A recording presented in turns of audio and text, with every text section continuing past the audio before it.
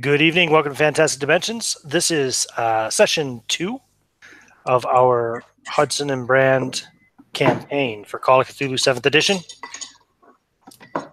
Hang on one second. I'm just going to mute you there, Joseph. Maybe.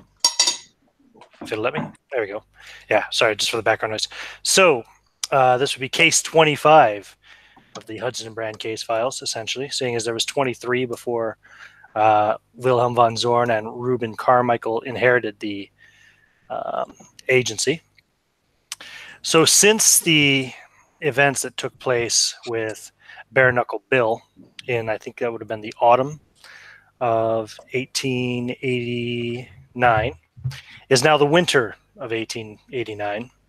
And you guys have been looking into the Heligoland Company because you had found many cases with the Heligoland Trading Company brand in the basement of the Hall of Dark Mysteries, where you had traced, basically looking for Bare Knuckle Bill in your previous investigation. You found the body of Mr. Ulysses Brand in the sewers connected to that establishment. You did not find the remains of Colonel Hudson, unfortunately. So while you have a pretty good idea in your own mind as to what had happened to him, his demise is still as yet technically unconfirmed. But yeah, you've had time to do a little bit more looking into the Heligoland Company. You may recall from your case files that Hudson and Brand had an encounter with them previously I think it was in 1882, case file number 6, A War Like No Other. And from what you have found, it seems that they have been downsizing their operation in London. All they have left basically is a kind of a warehouse facility in Lion Wharf. You do have an address for that, and if it's up to you what you want to do with it from there. And of course, we do have 2 more investigators joining us today, so I will quickly let them just do a quick introduction of their characters and tell us their association with the Hudson and Brand agency. So let's see, who wants to go first? Let's go with Jennifer. All right. Mrs. Alice Moreau has a bookshop just across the street from Hudson and Brand, and she has been a very welcoming neighbor to the new owners, and has had them over for tea a couple of times, and is happy to help in any way that she can. Excellent. Yeah, you may have even had some exchanges previously with Hudson and Brand themselves. Seeing as your bookstore is right across the street, they probably would have popped in from time to time looking for various bits of information or books, things that they could acquire through you. So excellent.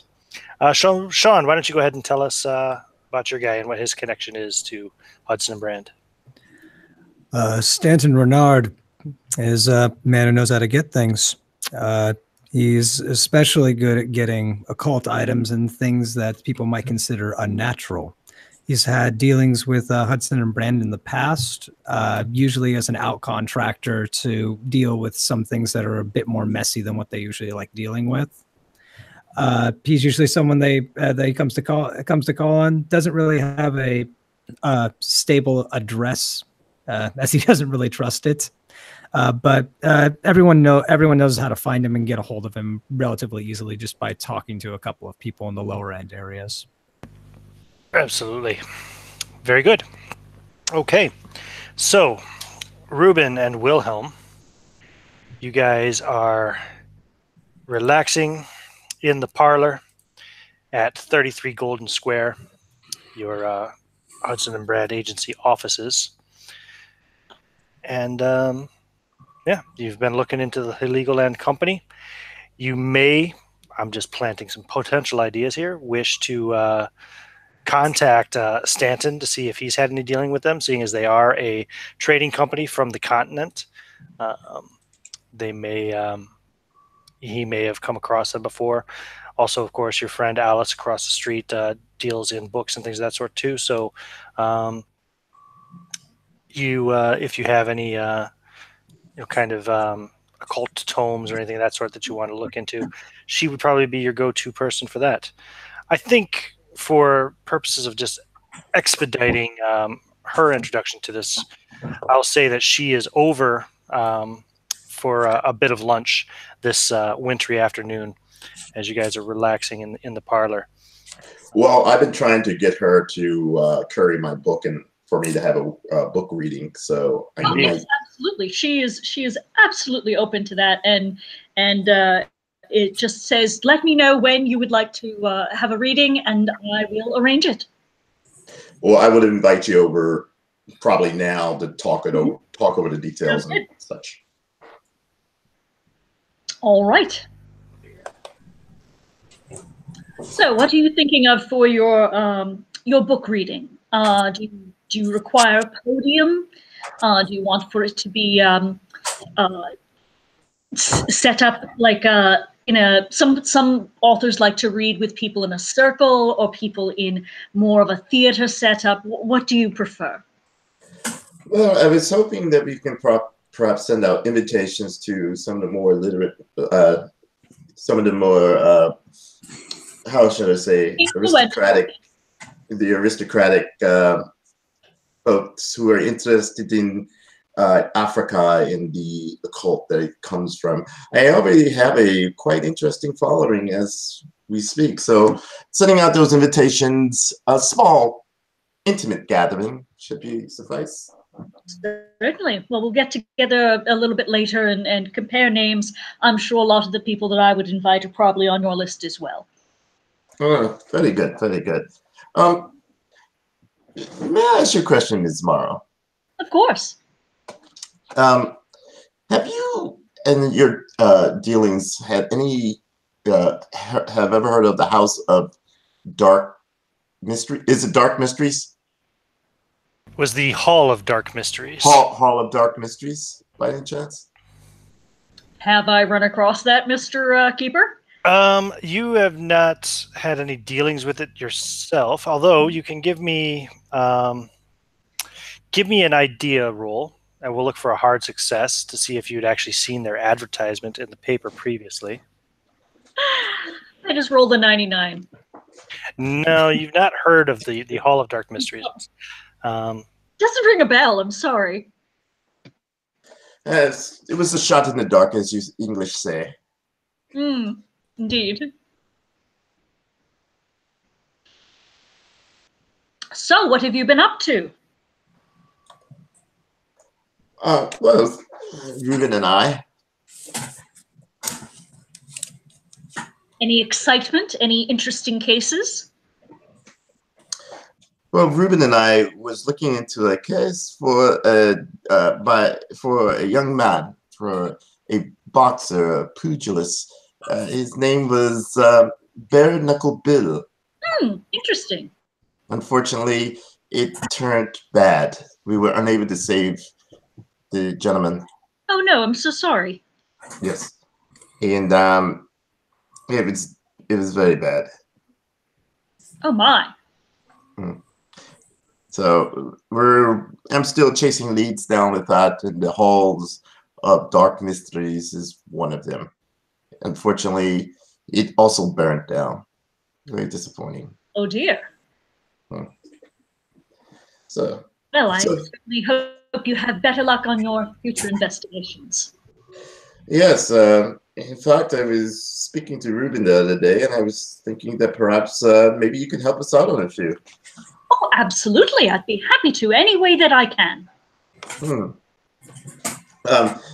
Have you tasted Miss Levy's strudel? It is absolutely to die for. One would think she's German.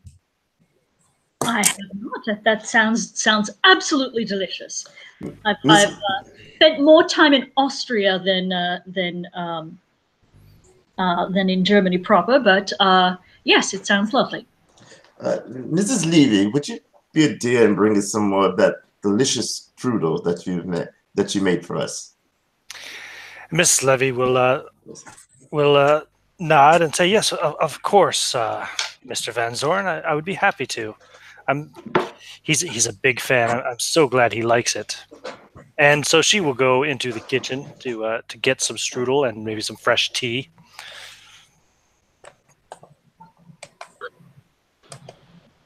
Hey, John, I can't. If you're speaking, I can't hear you at all. No, I was assuming the two of y'all were having a moment together, so he hadn't interrupted yet. He hasn't. Oh no, no, come on in. He hasn't entered. He hasn't entered the room. Oh no, please do. You're welcome. Yes. Yeah, he was trying to give the two of you respect, just in case something had developed. Oh my. In the wrap up of the Bare Knuckle Bill case, what do you guys remember of the resolution, besides the fact that the Hall of Dark Mysteries burned to the ground? Was the Bare Knuckle Bill was never found, correct? Correct. Right. We did find Uncle's remains and brought those in. Yes, you did, and you saw to having them given a proper burial. Right, a secluded and isolated proper burial, but a proper burial nonetheless. Exactly. Unfortunately, in the few months that have passed since then, there has been no further news. William Hartlock, also known as Bare Knuckle Bill, has not turned up anywhere, and neither, there's been no further leads on the Greens or the proprietor of the Hall of Dark Mysteries, who you did find out, of course, it was registered in the name of a woman who had been murdered previously. So you have not gotten any further information on that, unfortunately. It seems to have gone dark. I was spending my time down at the Times trying to find any information on the woman who was supposed to have lost her head. Correct. And it was there. Yes. I'll have to find her name again, but yeah, she. You've had no further information, no further developments. Unfortunately, it seems that whoever, like you, obviously suspected that the Greens had something to do with it, but they seem to have kind of gone to ground, and the case seems to have just completely dried up since then. Hence, you've had plenty of time to kind of start looking more into the Heligoland Company, and that's when you found out about the warehouse at Lion Wharf that they operate.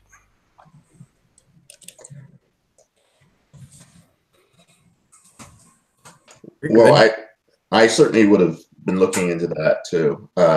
Heligoland. Mm-hmm. Absolutely. And did you want to speak to Mr. Renard to see if he knew anything of them, or?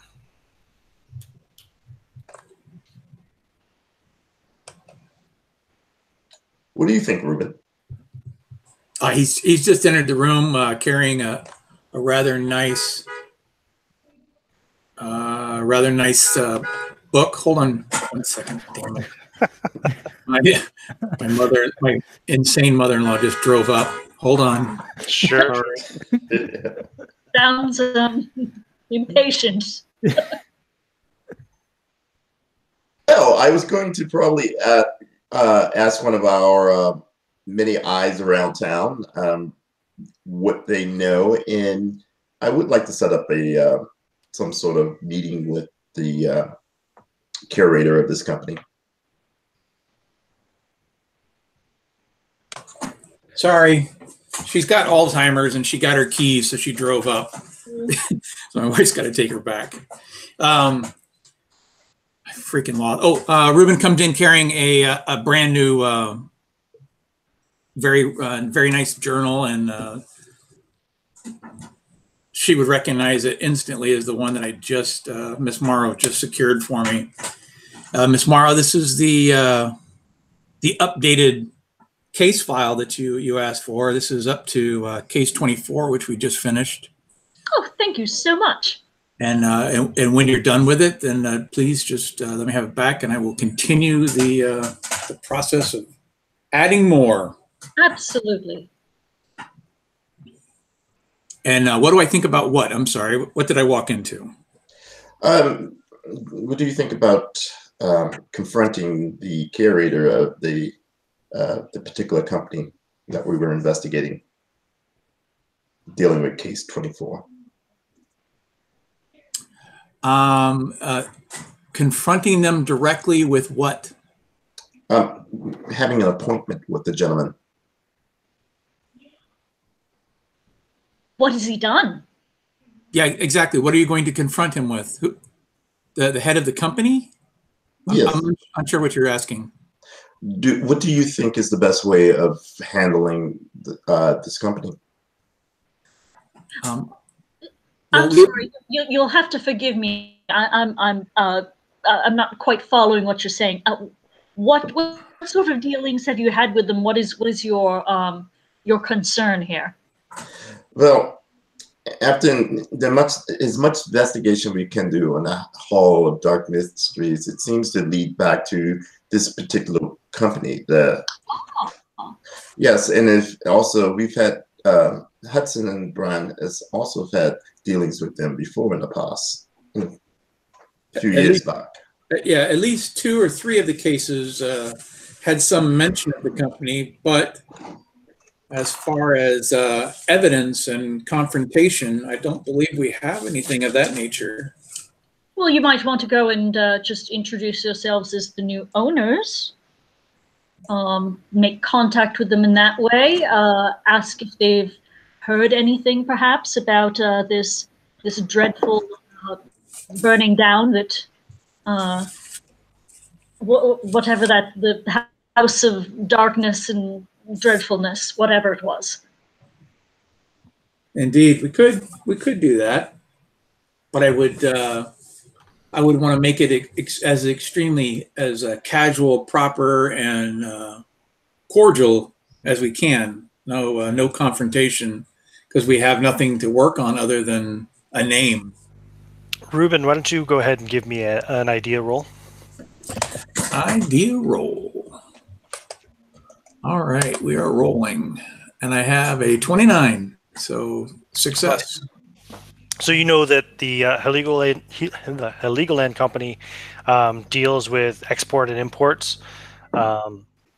They're based somewhere on the continent, but they did have offices and warehouses here in London, which they have been downsizing ever since the incident that took place in 1882 in case file 6.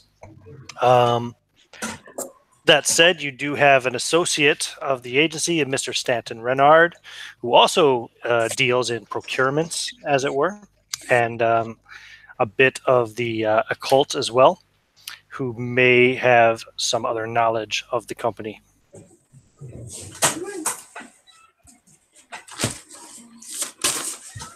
Okay. Hold on one second. Does Mr. Renard occasionally deal in procuring occult books? I would say so, yeah. Yes. Buying, selling, etc. Excellent. Does that sound right? We can have a professional relationship then. Yeah, I'm looking through my case notes right now. For Renard, there was so much data to review. Oh, well, yeah, Renard is a player character, so I don't know if you have any notes on him, per se. Jesus. All right, very good. And he with the Heligoland Company? The Heligoland Company, if you wanted to look up again on that, they were in case file 6. Right. Yeah. No, I for some reason, I missed all the stuff that just happened just now, kind of threw me off. I thought you were saying that the character you just mentioned worked with Heligoland. No. I'm just saying that he is a friend of yours and an acquaintance of the agencies who may also know something of them. Gotcha. Our agency, not their agency. Gotcha. Very, very good. Correct. Well, very good. Yeah, let's definitely get the invite with him. Maybe we can come up with something else. Maybe there's a public affair that the Heligoland representatives might be at that we could also attend, rather than setting up a conspicuous meet and greet. I got the perfect. I have the perfect. You could invite them to a book reading. Yes, exactly. Exactly, Miss Morrow. Fräulein Morrow. I think that would be an excellent idea. Maybe we could tie something else into the book reading, perhaps something to entice some of the more colorful members of our community, perhaps a seance or something along those lines. How about an auction? Sure. What did you have in mind to auction? Sure, we have something around here. Okay.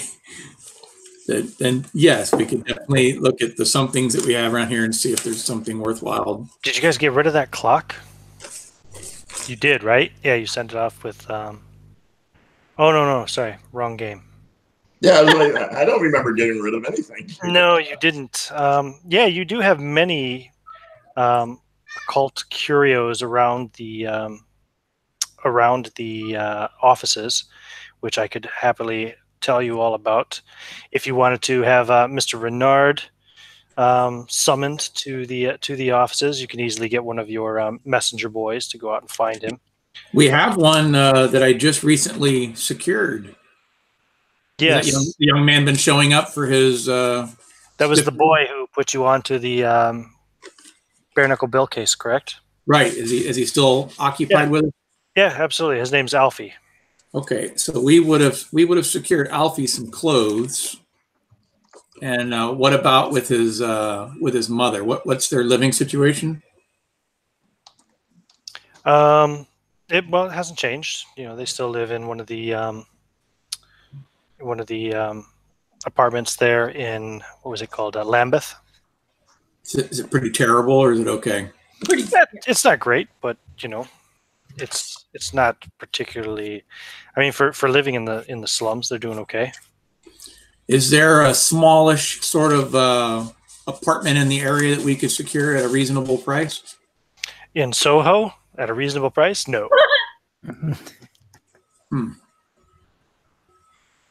Does she have any skills of note, or is she a working girl? Alfie's mom, she works in a bar as a waitress, but you also suspect that she does side work. Gotcha. Very good. Okay. Of the night. All right. Well, the boy will know that if situations get dire or cold or ugly, that he can definitely slumber over with us. He's definitely had a lot more time to work with you guys, since he still holds down his day job working in one of the public houses. But his other job that he was working with Bare Knuckle Bill obviously is no more, since Bare Knuckle Bill hasn't shown back up. Very good. So he will be our runner, and we will get him introduced to the coachman. Perhaps the coachman could also employ him as a footboy. Very as good. The situation comes up. Yep. Trying to keep an ear to the ground. He can hear things that we won't hear. Sure. So you could have him go and put out word on the street for Stanton Renard to come by the agency.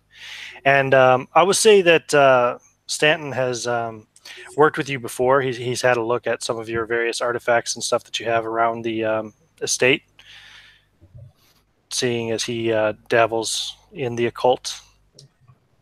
Probably has the most occult knowledge out of any of you present currently. So, Stanton, you will receive the summons. A messenger boy will come up to you and say, excuse me, sir, are you Stanton Renard? And he'll kind of turn and get on the eye level with the kid. And he'll say, you take a look at his face and you tell me, am I Stanton Renard? Yeah, they call you Scars. Now I see why. Well, the gentleman at the Hudson and Brand inquiry agency would like to speak with you, sir. Yes, the Hudson and Brand Company. Yes, too sweet. Take me to them. Very good. And so he will take you to a nice upscale Soho where the agency is, and you've been here before. I will just tell you a bit about the various curios and what you've been able to tell them about them already, Stanton. And this will also, you guys might want to take some notes, just these various things in case you decide you want to auction any of these items. Mrs. Morrow is quite good at appraisal as well. Very good. So in the in one of the main bedrooms, they have a what's called a dancing Buddha, made from unidentifiable metal. In the notes regarding the possessions of the home, Brand was informed at the time when they purchased it that it was actually made from iron that fell from the stars in a comet. The statue depicts a Buddha either dancing or in a somewhat relaxed lotus position holding a fruit. He's bearded and has one ear pierced, and a swastika adorns the front of his quilted tunic.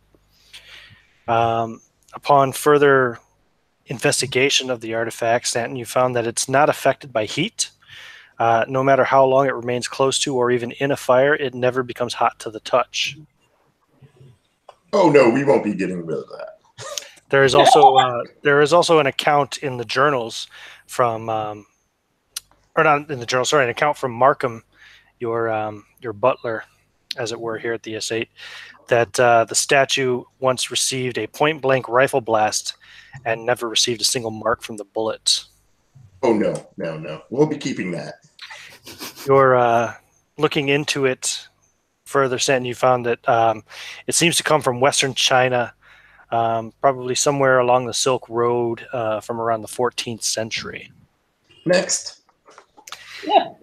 Also, let's see here.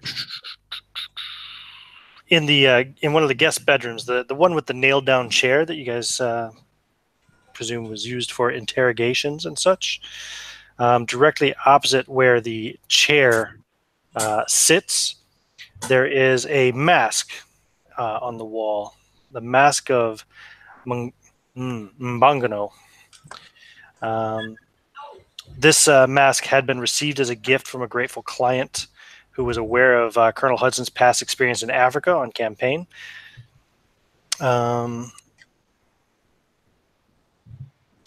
It's just under a foot tall, made from wood so dark that it appears to be black, covered in geometric patterns and shapes which are seemingly impossible for the eye to follow. It has two small curved horns above its forehead. While it bears a suggestive blankness where the features should be, the mask possesses no mouth or eye holes. Okay, that's a candidate for getting rid of. Definitely of an African style, possibly Central or East African, yet not identifiable to any specific culture. And Stanton, you would believe that this was probably used as a totem in various African rituals. Give me a Cthulhu mythos, if you could, Mr. Renard. Let's see.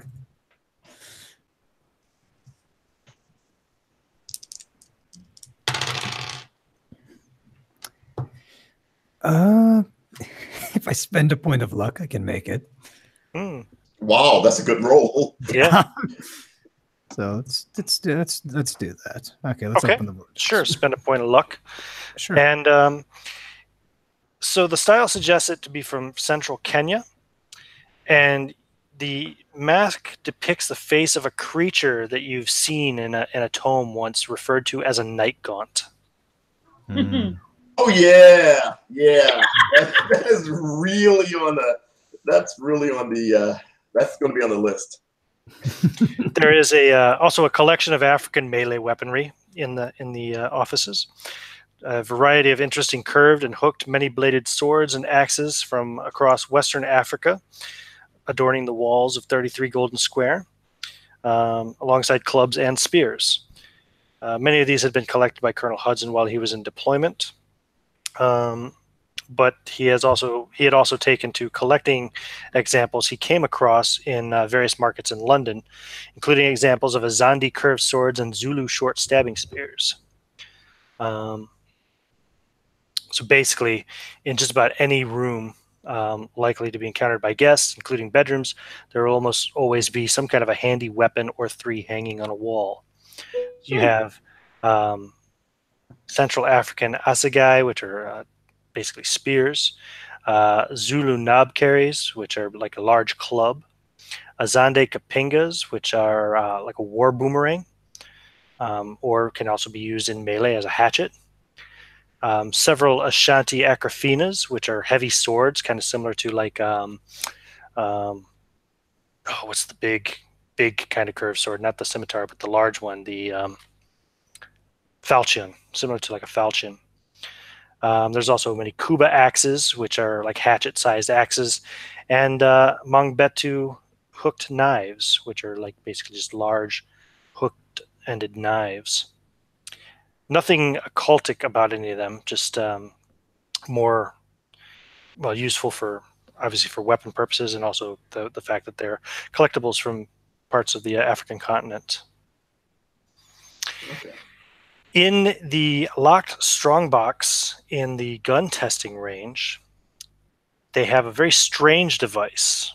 This one would have really caught your eye, Stanton, for sure, as being quite unusual. It looks like a small assembly of flutes bound together, or perhaps the efforts of a blind one-armed person to cobble together a church organ, having had the process described to him in a foreign language.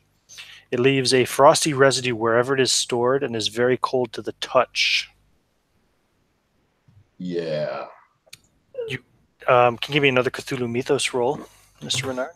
Let's see if lightning can strike twice.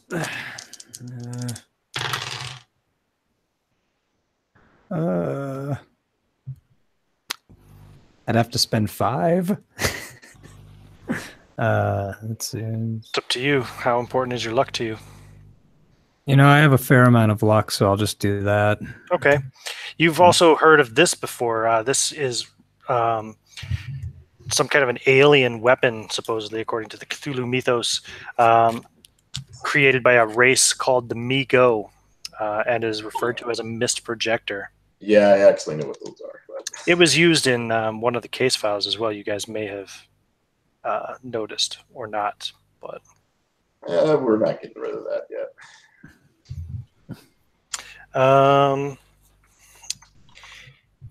In the master bedroom safe, so actually kept in a large safe in the master bedroom, there is a saber. It's broken, apparently melted, halfway down its length and coated in fine gray residue, somewhat powdery in texture. It looks to be an 1840s pattern army saber. And go ahead and give me another Cthulhu Mythos roll. See if you can get another one. Yeah. Let's see.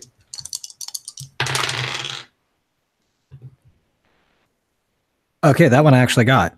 Okay. So this, despite its kind of somewhat wasted appearance, you believe still to be a potent enchanted weapon.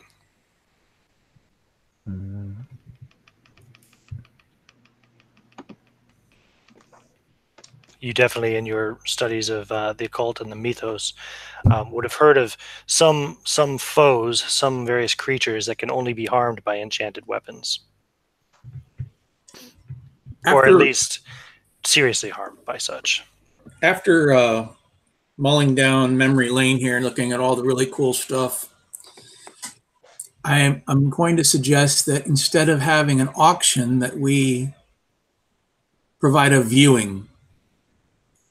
Select a few items, bring them down to where they're easily viewed, lock up the rest of them, have the reading, and then have a high tea set up with a viewing. Oh, that's a good idea. And yes, it's I don't think it would. I think it would be unseemly to sure to have an auction. Just coming into the business and having an auction, I believe, puts us in a position of weakness, as if we're desperate for money when we have all these very unique items. I think rather we should entice our interested public with a few key items to draw interest and perhaps get word of mouth and bring some other things our way. And these African artifacts would tie in nicely with your memoir, so. It would, Ms. Fräulein Moore. Yes, I think it's a very good idea. And this would definitely bring more people, and we won't lose anything. And perhaps we can send a invitation to. And Ian, can you give me the name of the guy in charge of Heligoland again? I never gave you a name of a man in charge. Yeah, we don't. That's what I'm saying. You were like wanting to confront somebody, but we don't have anything. Okay, Allegheny. Like I thought. they just Yeah, they only have one warehouse remaining on Lion Wharf. okay. I thought you gave us a name. I'm sorry. Nope, the company is German actually. So I do have an item of interest to Stanton, and I'm just going to play with it because I told Ian about this early on in the character creation. And he's going to go and secure his box, and he comes down with an ornate wooden box that doesn't seem to have a hinge or a lid or anything, and he presses a few hidden places, and it slides open, and there is a withered, shrunken head inside of it with arcane writing all over it. And he'll say, please, I'm assuming he has his gloves on already, but if not, he'll offer him a set of gloves. Tell me what you think of this. Okay. Stanton will take the head from it and give it a good look. I would, Ian. This would be, I would assume, a hard test. right. Okay. Okay. For occult, or is it a mythos item? It's definitely a mythos item. Okay. Do you remember what it was? Because I don't. It's a shrunken head of a Teko sorcerer, a man of, a Chocho sorcerer of Lang. Ah, right. Gotcha.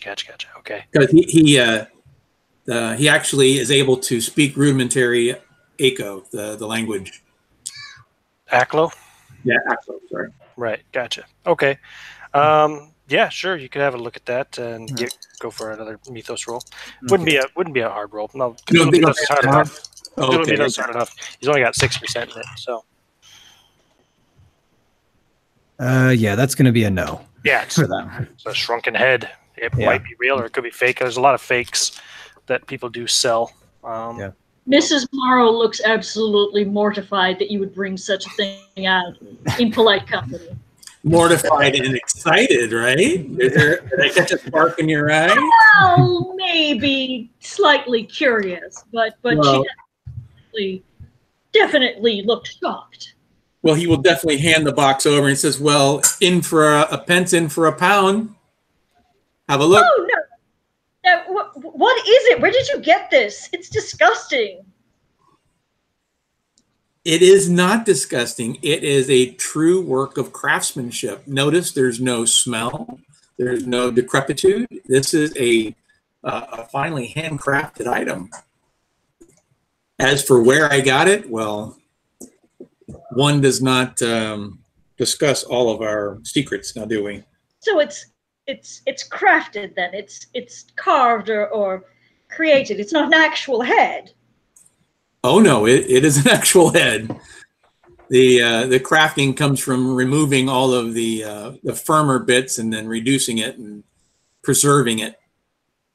And he hands it. He actually holds it and holds it up to her, and then he does a little ventriloquist. I'm watching you. Reuben. He flinches and looks like she's going to be possibly ill. Reuben, please. Miss Levy, could you get her some soda or some herbs, some tea? Well, he's going to go into details about all the details he's got on it, and he had actually traveled to New York to secure it, and that's when he had gotten called to come back and deal with his uncle's property. That's what he was. That's his last mission on his own to do. As for the previous owner, they may or may not know that they no longer have it. So it's stolen. I do believe they did steal it, yes. Thank you, Reuben. I believe that'd be quite enough at the moment.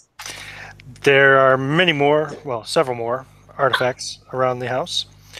One of which also stored in the safe in the master bedroom, along with the melted saber, is there's a small lacquered pillbox, French design, recent manufacture. It's secured shut, but it does not lock. Inside of it are a few carefully wrapped in white tissue paper, lozenge-shaped, jet black, perfectly smooth, look like stone tablets, each about the size of a man's finger joint. Attached to the pillbox, there is a note in ancient Greek with writing underneath in English that says, "Gateway to Elysium, be careful." Does anybody know ancient Greek? I'm afraid not. The Latin. I've got Latin, but I don't have Greek. I mean, I'm assuming he has a dabbling of it, but not enough. Yeah. Anybody have geology? I do not. I do not. Do not have that one. Well, you can make another mythos roll too. That dice haven't turned on me completely. Oh, no. Okay, well, spend another couple points of luck for that one. Okay, there we go. So these tablets would all need to be taken at once and would act as a single dose of a drug you've read of, referred to as the Plutonian drug. Enables a user to send their mind back in time. Oh, no, we won't be using that. Bad. Put it all back. Also sat on a table in an oriental fashion by the library. There's a large smoked glass bowl. It sits inside a polished metal cradle with feet shaped like wild animals. It is empty, and yeah, it's currently empty. Markham would say that Hudson and Brand used to store flowers in there, and that whenever the flowers were left in there, they never seemed to need any form of nourishing.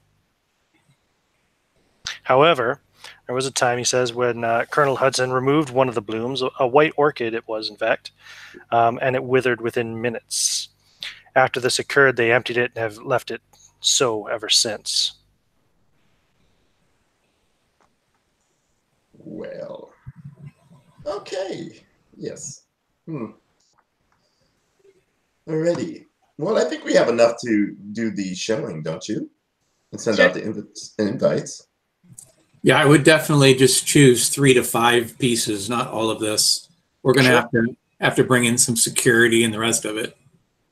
Okay. No problem. And did you also, to let you know, Sean, what Stanton would know about the Heligoland Company? You have had some dealings with them in the past, although not so much in recent years, because, like I said, they have been kind of reducing their presence in London ever since the incident with Hudson and Brand in 1882, which involved the burning and sinking of one of their ships on the Thames. You know that they did a lot of trade in various occult items, some of which were more real than others. Some were just straight up frauds, but they also definitely had an interest in procuring real items of occult value, particularly in when it came to tomes and things of that sort. Give me a, let me see here, what would it be? Give me an occult roll. Okay. Oh, I just got an extreme success. You'd also heard rumors that many members of the company, and perhaps the especially in the higher ranks of the company, were involved in some kind of an old world cult worshipping a black goat, some kind of a fertility god.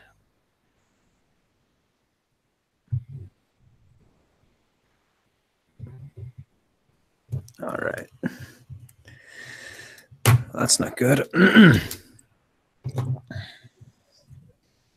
So, and yeah, he would share this information with them. okay, right. Herr Renaud, would you mind sticking around for a little while, at least until the showing and the reading? You seem to prove yourself very knowledgeable in these things, and we may have need of your services. Yes, yes, of course. But you are aware my rate is the same as it has always been. Of course, of course. Your retainer will be taken care of. And you are French, aren't you? Oui. Oh, sorry about that. Okay. Well, so it was wondering, if you wish, you can make yourself comfortable here. I'm sure we can find you a room. Yes, that would be most hospitable of you. It was very nice to be here. Of course, of course, of course. We may, I don't know how to ask this. Do you have any military experience? I've never fought in any organized military force, but growing up where I grew up, you had to know how to watch yourself and your back and such. Well, the only reason I ask, because our work can be quite dangerous. I mean, my God, we just recently went up against a tiger in the sewers. And I feel that as a gentleman, I must warn you of this before you would take employment here. And he'll kind of look at him and kind of like trace his finger over the lines on his face and say, these things on my face, I got them doing some work for some people not too dissimilar to you. I didn't used to carry a gun back then, and now, and he pulls out a rather large revolver. Oh, well, Yeah. I see that you probably can use that very well and handle yourself. So I think it's a deal, no? Oui. Mrs. Morrow, I certainly wouldn't ask you to do anything dangerous or anything, but it seems your knowledge could be coming quite handy too.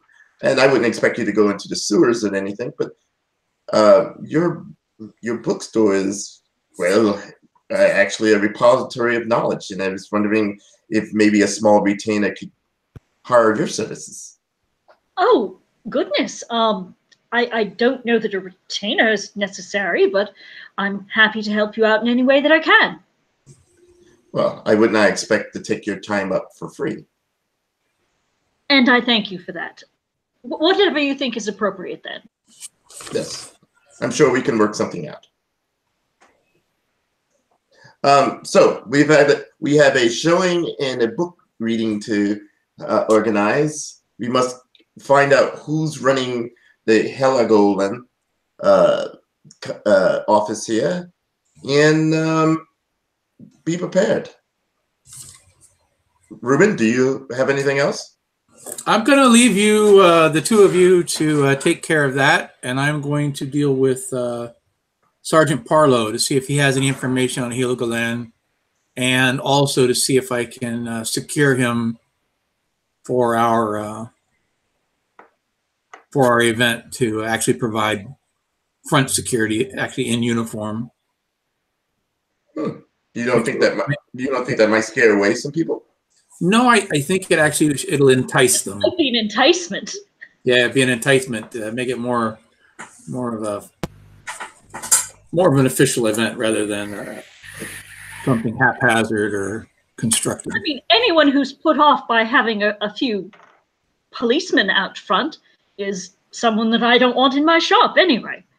No, of course. And of course, we would not put you in any danger, Fräulein Morrow. And if you feel that things are a little too warm for you, just let us know. Oh, right? Of course. Mm-hmm. Yes, of course.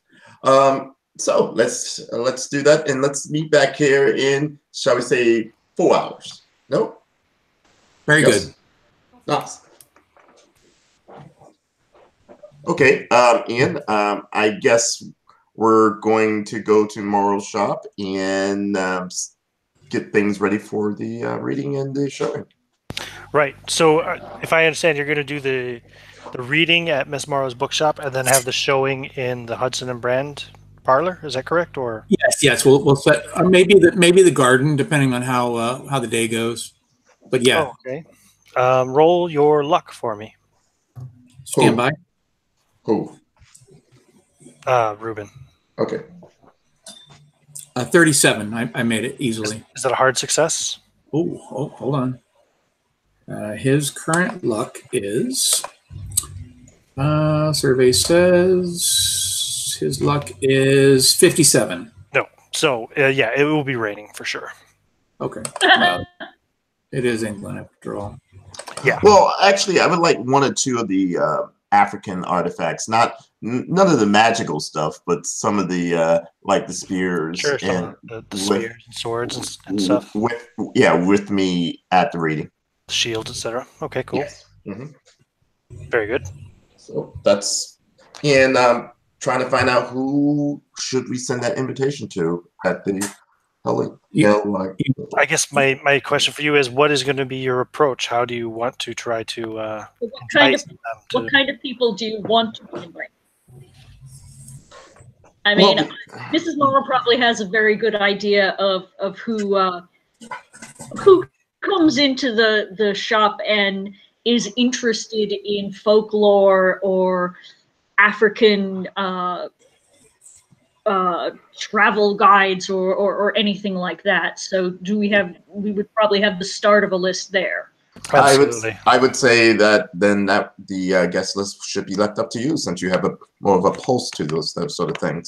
But we also want to invite those at the Heligoland Company, whoever's there. Right. That's my question for you, is how do you wish to approach that? I would like to hire a professional courier to deliver an invitation. Addressed to who? Curator of the Heligo office of London. Okay. Very good. And what exactly are you putting in the invitation? Just saying, a reading of, etc. A reading tell of. me what it says, basically.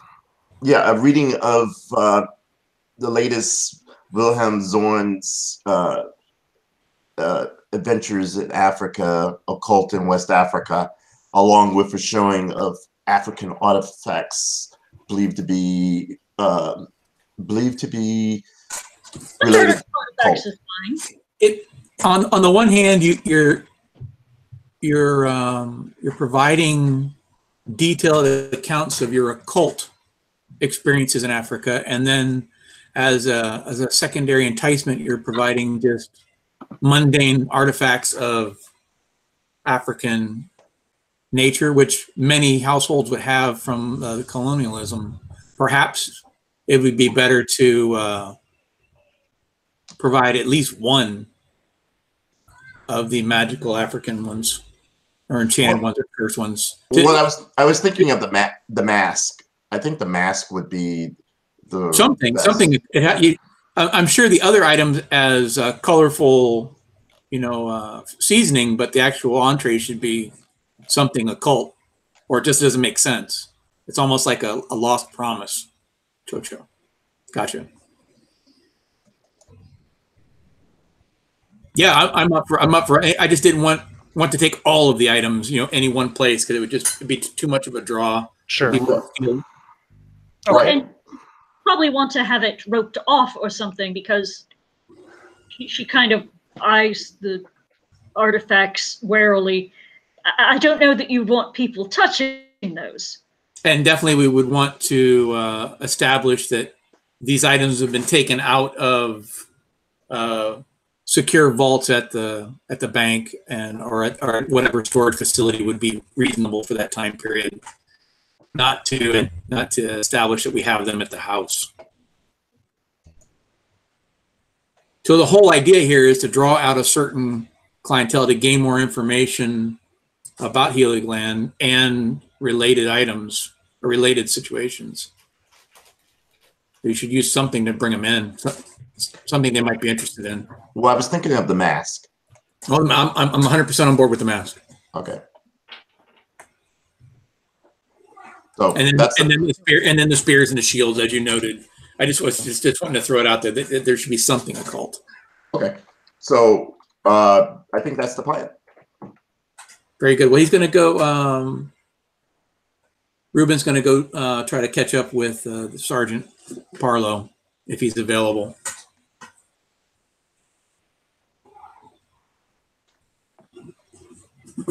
Hello. Okay. Yep. No problem. He was looking some stuff up. Okay, sorry.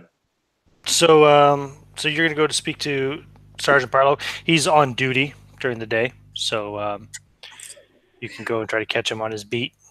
Is he typically in uniform, or is he a plainclothes? No, he's in uniform. Yep.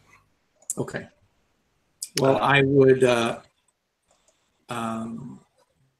catch up with him, and if he is in a lunchable mood, I'll take him to lunch. Sure. Okay. So you'll find him and invite him to lunch, and he will join you. So he's in his uniform. You know, Sergeant Barlow. He's like by this point in time, I guess he's kind of into his middle age, and still quite fit and strong. And yeah, so he'll join you for lunch and say, "So, Mr. Carmichael, to what do I owe the pleasure?" Well, Sergeant, we are putting together a small gathering of people to show off some of our artifacts and review a book, as it were, and perhaps gain a little insider information. And I was wanting to have some sort of official, unofficial representation of the constabulary. I was wondering if I could entice you and perhaps one or two of your trusted corporals or Constables to join us, either in uniform or in plain clothes, and we would definitely provide refreshments and a respectable fee for your time. I see. And what kind of people are you planning to invite to this do? Hopefully, only interesting and respectable types. But as it is, you can't know everything about everyone, and we're just wanting to play it safe with our items. We're not planning on inviting any of the darker sorts. Not that we would know them to begin with.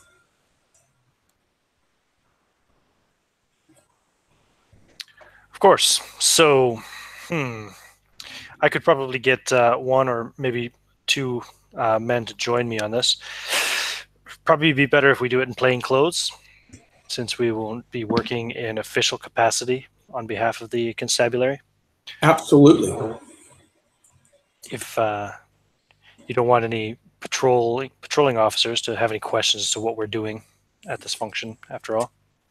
Absolutely. So that's I bow to your more infinite knowledge in the subject, of course, and also, depending on what kind of individuals you attract, the presence of uniformed policemen may be a deterrent.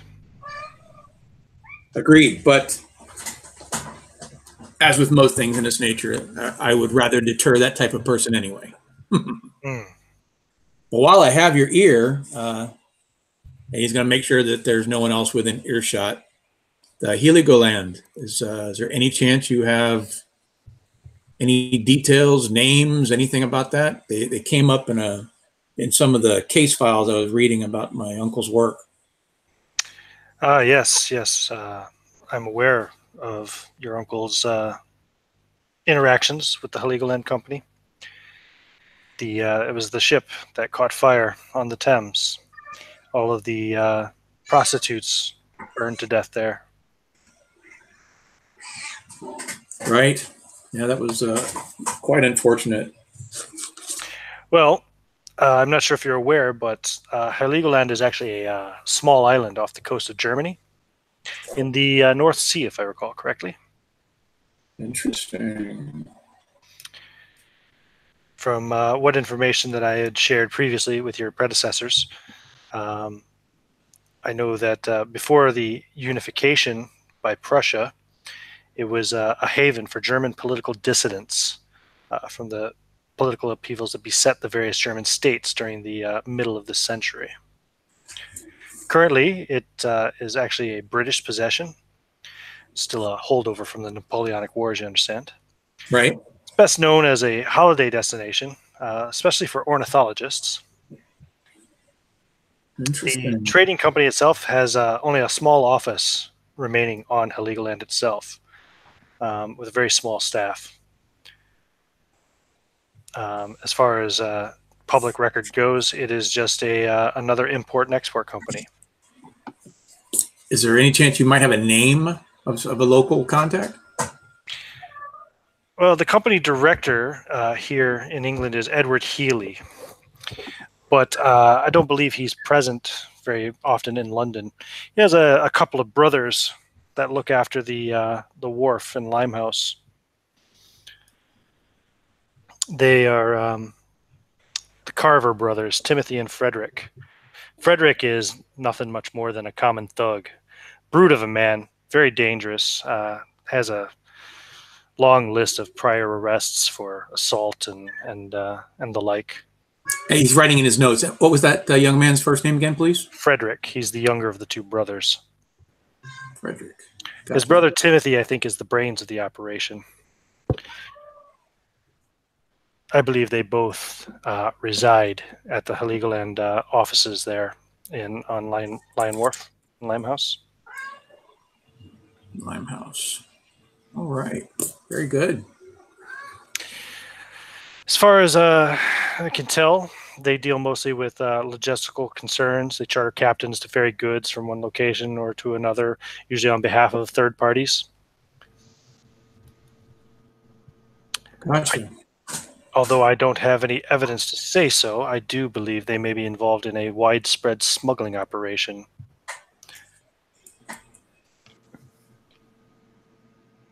Very good. Very good. Very good. Well, if I definitely find anything nefarious, I will most assuredly pass it to you, Toot Sweet, so you can deal with it as you should. Of course. When will this be? What time? And where would you like us to come? They're making the final arrangements now, and I will send our boy over to you, and he will come bearing official note. And if the time and the date is acceptable with you, then very good. We'd be most welcome to it. Well, hopefully you can expect 2 to 3 of us, plain clothes and with small arms, concealed, of course. Of course, sir. That sounds most reasonable. And if you're put out and unable to attend, I will still cover your time. So no worries. Don't worry, Mr. Carmichael. I consider myself a friend of the family. Absolutely. That's why I came to you first, sir. Very well. Well, please do send me the message once all the arrangements have been made, and I will be sure to attend and bring 1 or 2 of my men with me. Very good. So, well, we're going to do the rest of the lunch, secure him whatever is appropriate, beer, port, whatever, and then head back. Okay. No problem.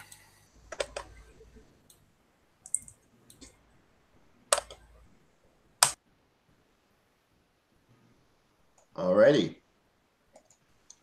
So I guess we wait to we'll wait till the reading and the lunch. I mean, and the showing. Okay. Yeah. What are you planning to? How quickly are you trying to put this together for? Fräulein Morrow. Probably. What do you think is the best Is a time? week enough time to, based on what I know of the schedules of the bibliophile community? Oh yeah, a week is plenty of time. All right. Let's plan on that. Sounds like a plan. Okay. So, barring any anything else you want to do during the week, we can just fast forward in time a week. Okay. Sounds good. You've made the arrangements. You've got the bookstore set up for the reading.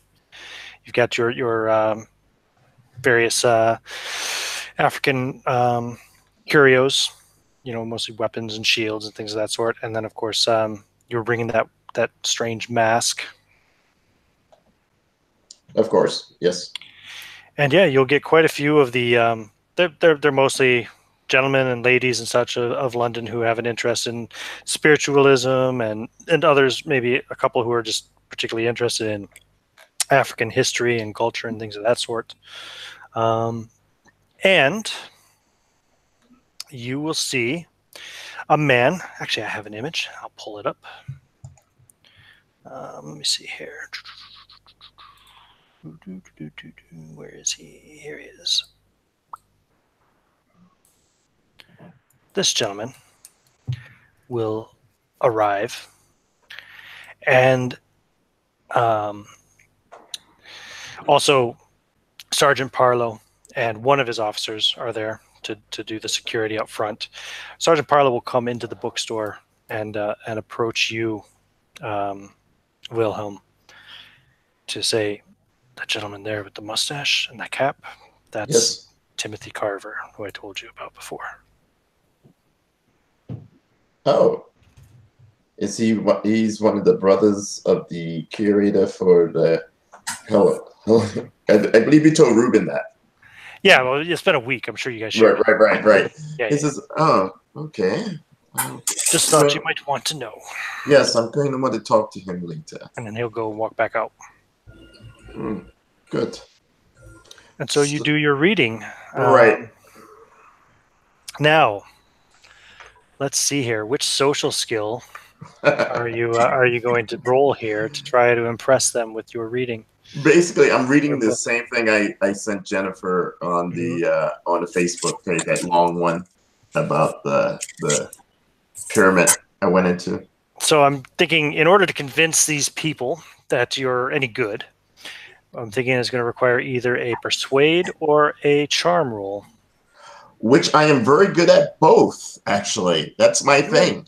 Which one do you want to roll? Do you want to be more charming, or do you want to be more persuasive? I use charm because charm is somewhat better than. Okay. Give me a roll. I got a 29 out of a 45. So it's not a hard success, but it is a success. It's good enough to get an applause. Thank you. To make an impression. And I would say, hey, thank you very much. Thank you very much. I just want to remind everyone that my book is on sale. The West African Occult is on sale.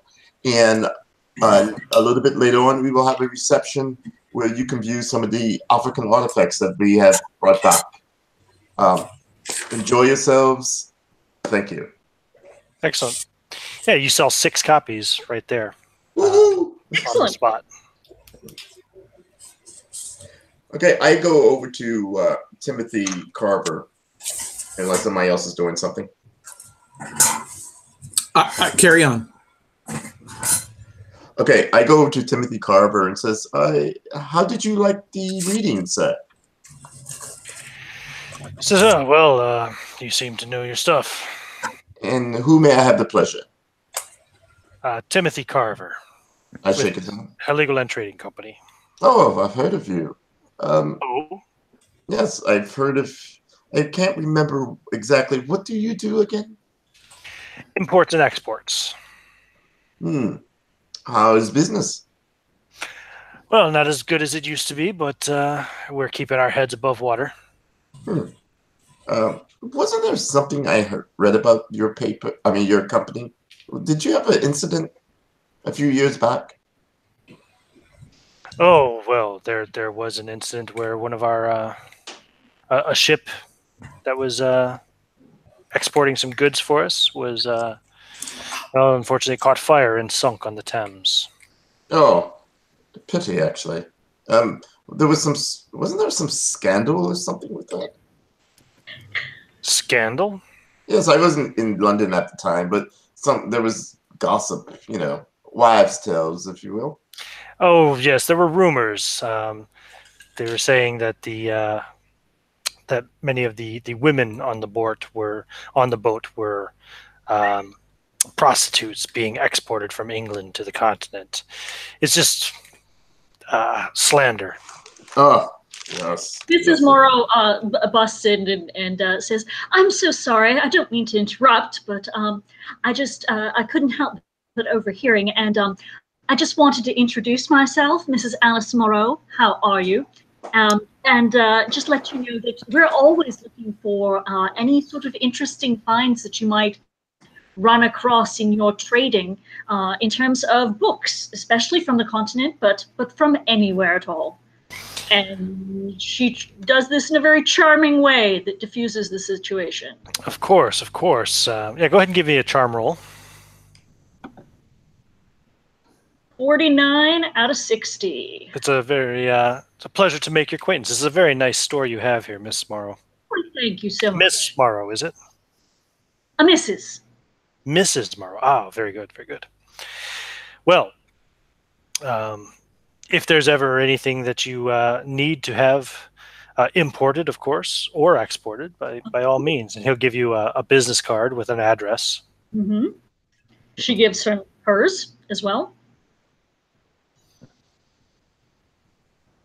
Excellent. I'm so sorry to have interrupted. Please, gentlemen. No, anytime, sir. Anytime, Fräulein Morrow. Anytime.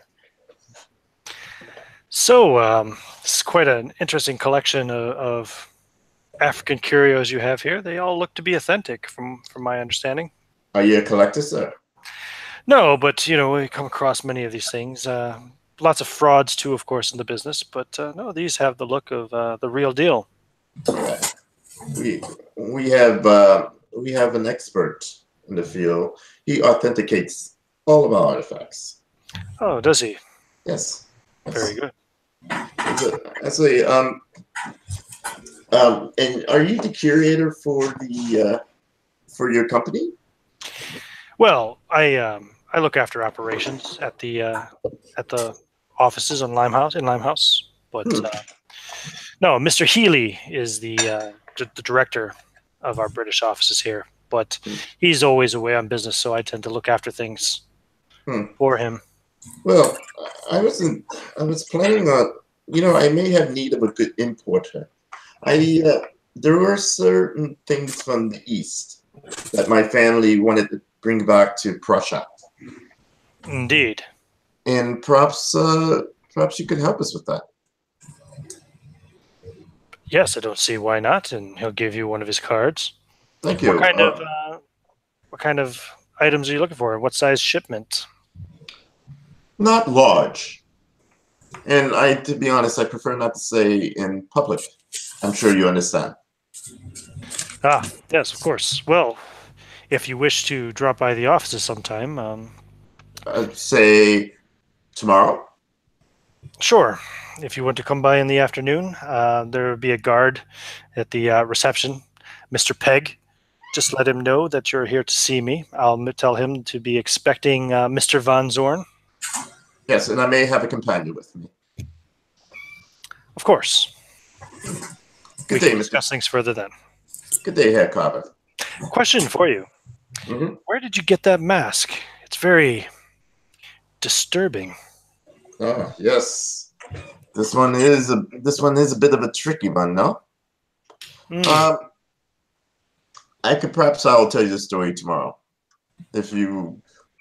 Perhaps I can tell you the story tomorrow, and we can maybe discuss other things. Very well. I look forward to meeting you tomorrow. Do you wish?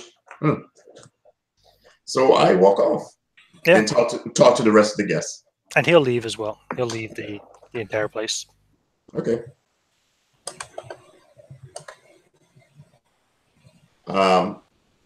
That's all I got. Anybody gonna stop him from leaving before he leaves, or follow him, or anything of that sort? Just gonna let him go. Ruben's over at the main building with the other items. Okay. I'll have Stanton tail him. Okay. Sure. Give me a stealth roll. All right. Okay, so that is a regular success. Okay. Yep. You see him walk down the road a little ways, and then he hails a hansom and climbs in.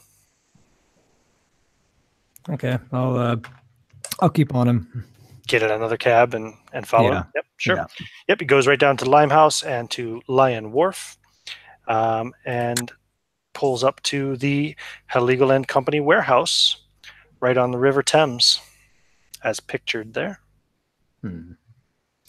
He gets out of the cab, and he goes to the door, pulls a key out of his pocket, unlocks the door, walks in, and closes the door behind him. Okay. I'm gonna want to go check the door and see if it's locked. It is indeed locked, and give me a listen roll. Okay. Standard success. Yeah, you hear voices inside. You can't really hear what they're saying, but you can hear two people conversing not too far from the door.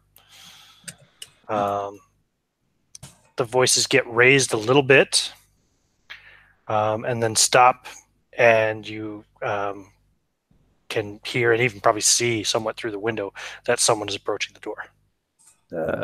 Okay, I'm gonna get away from the door. Sure. Then a larger man comes out who has a strong resemblance to Timothy Carver. And let me pull up an image of him. There we go. That gentleman walks out.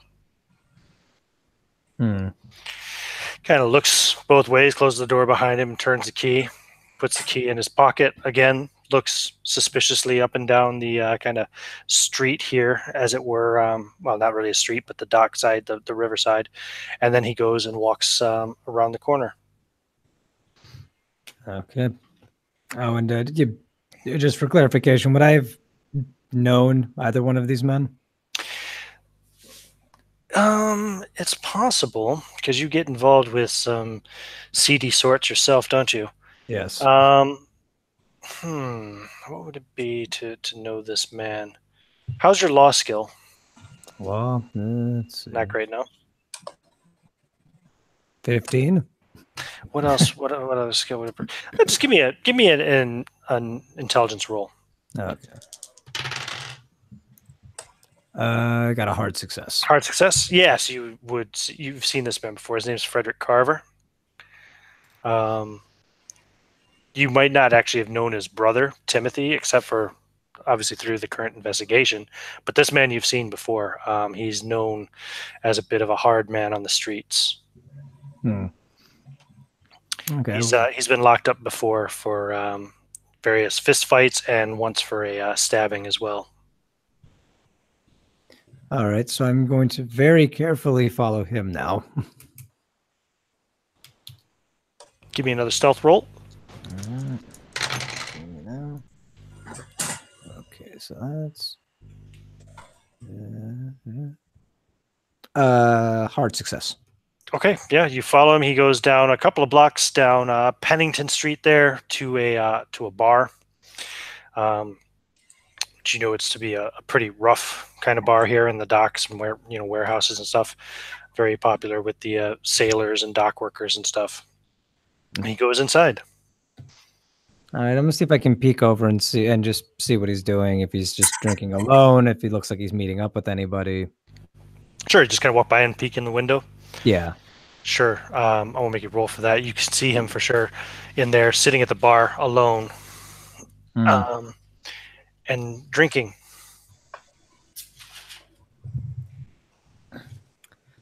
Okay. I'll have him go in and join him next to the bar. Join him right next to him at the bar. Okay, cool. You go up, sit down. There's like 2 empty spaces to each side of him on the bar. People they were occupied, but people moved away once he sat up there and started drinking. And he seems to be doing shots of whiskey and drinking a beer as well.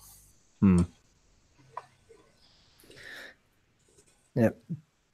He'll kind of look over at you as you go up to sit. Yeah.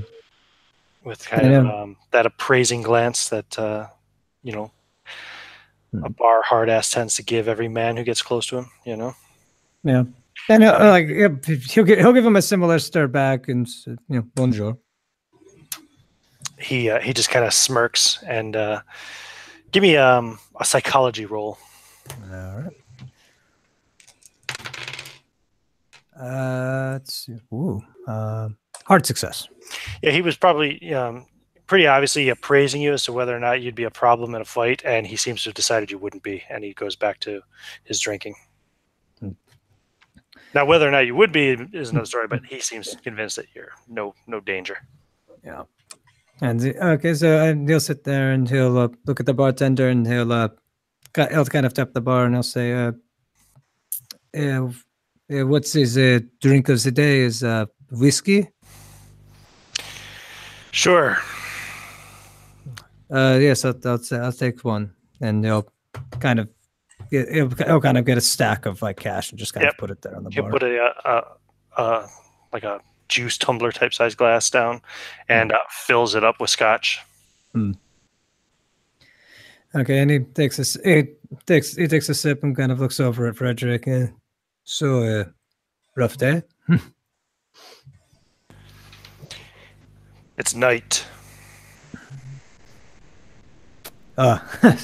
Forgive me, my English is not so good. Just recently come over. Yes, well, welcome to London. Take it you work here in the dock area? Yeah, something like that. Oh, it's late hours. Have you just gotten off work or?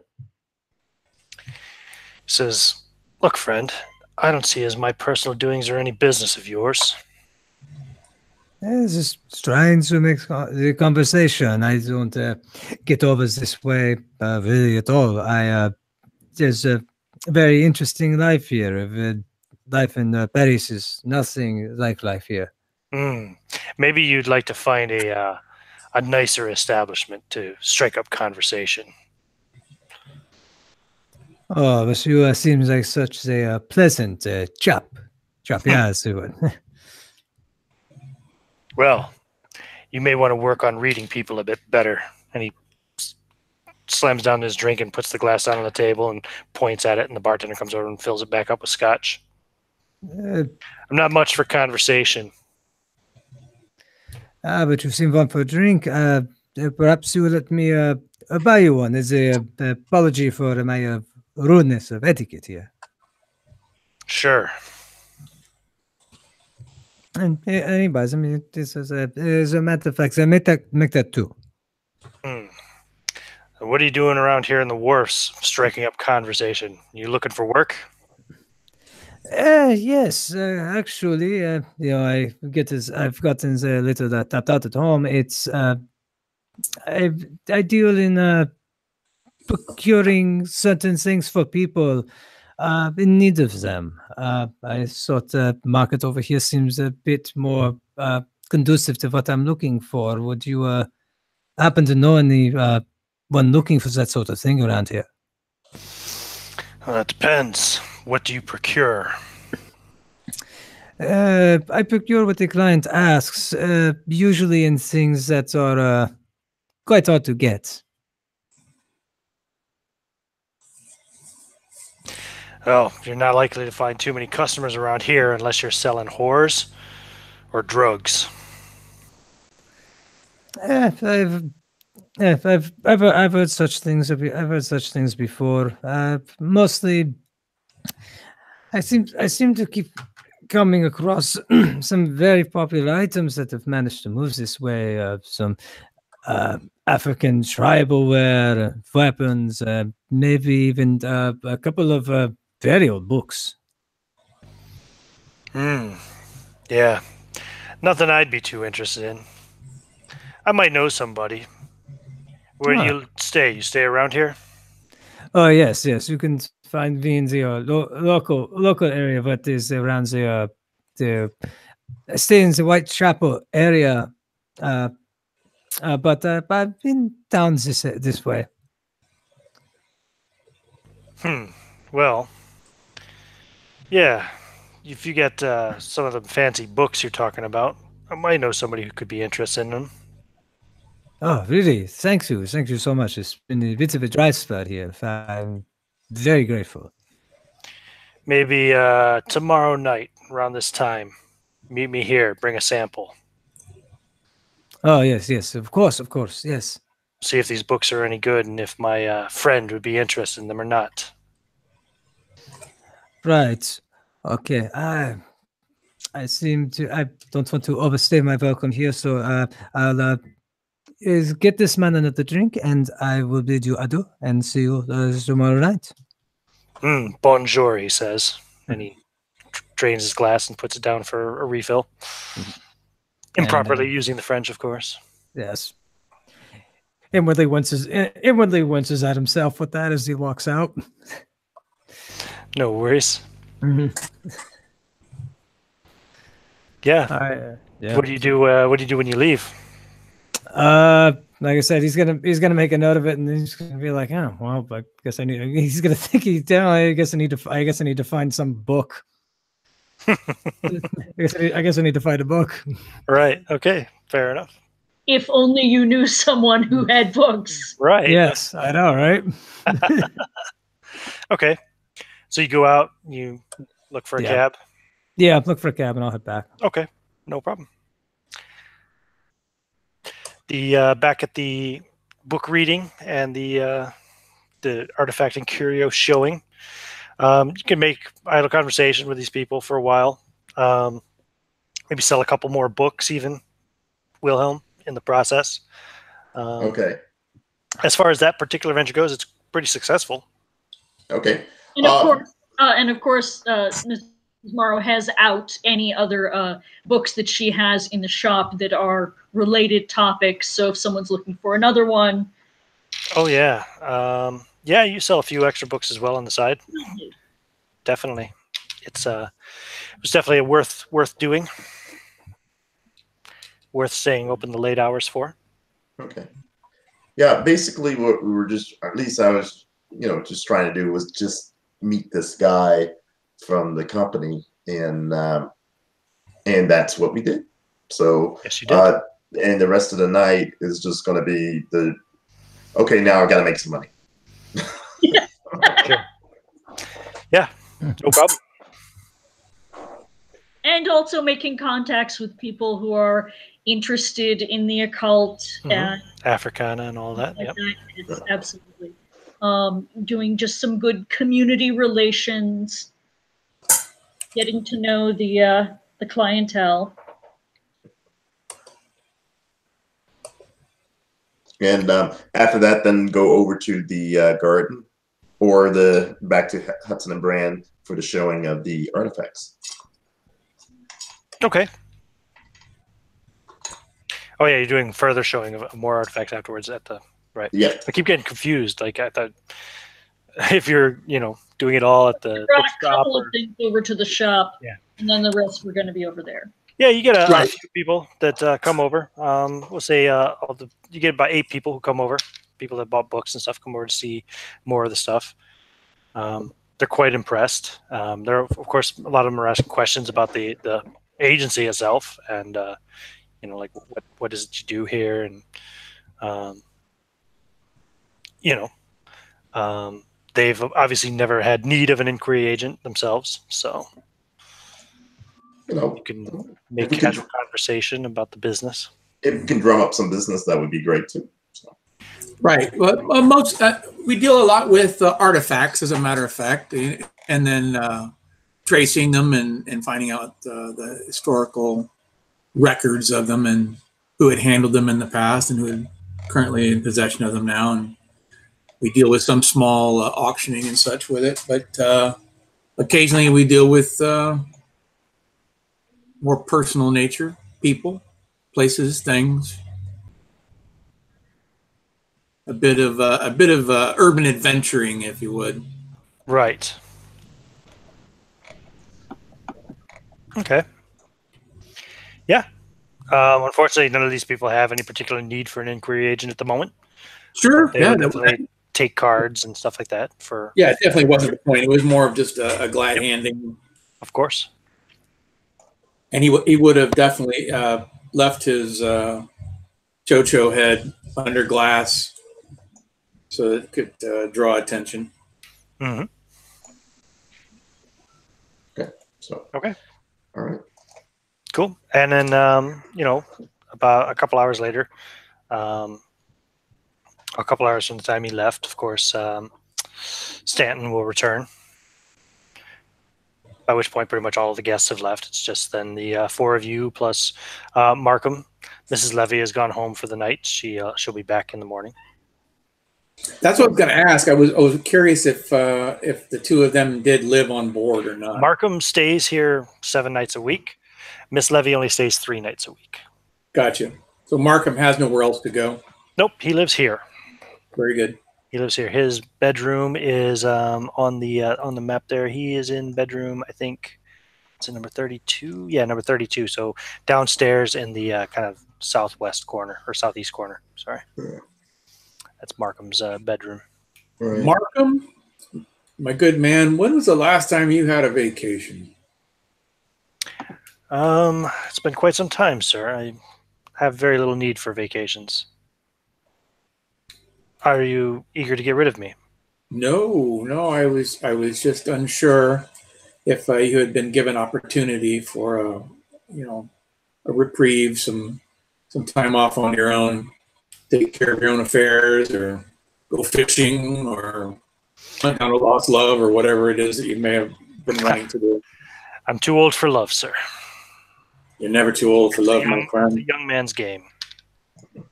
Good But man, no. Mark. If I have need of any time away, I'm not afraid to ask. Good man, Markham. Good man. Well, know, sir, that you have only to ask, and we will make it happen. But in the meantime, would you get 3 snaps? And Fräulein Morrow, what would you like to drink? Perhaps tea or maybe warm milk? Schnapps sounds lovely. Pardon? Plus? 4 schnapps, then. Yes. Markham goes. You want schnapps? You should sit close to her and hold her hand in case she is overwhelmed by the vapors, and he gives her a bit of a wink. I do drink things other than tea on occasion, and it has been rather a long night. A long and very successful night, I might add.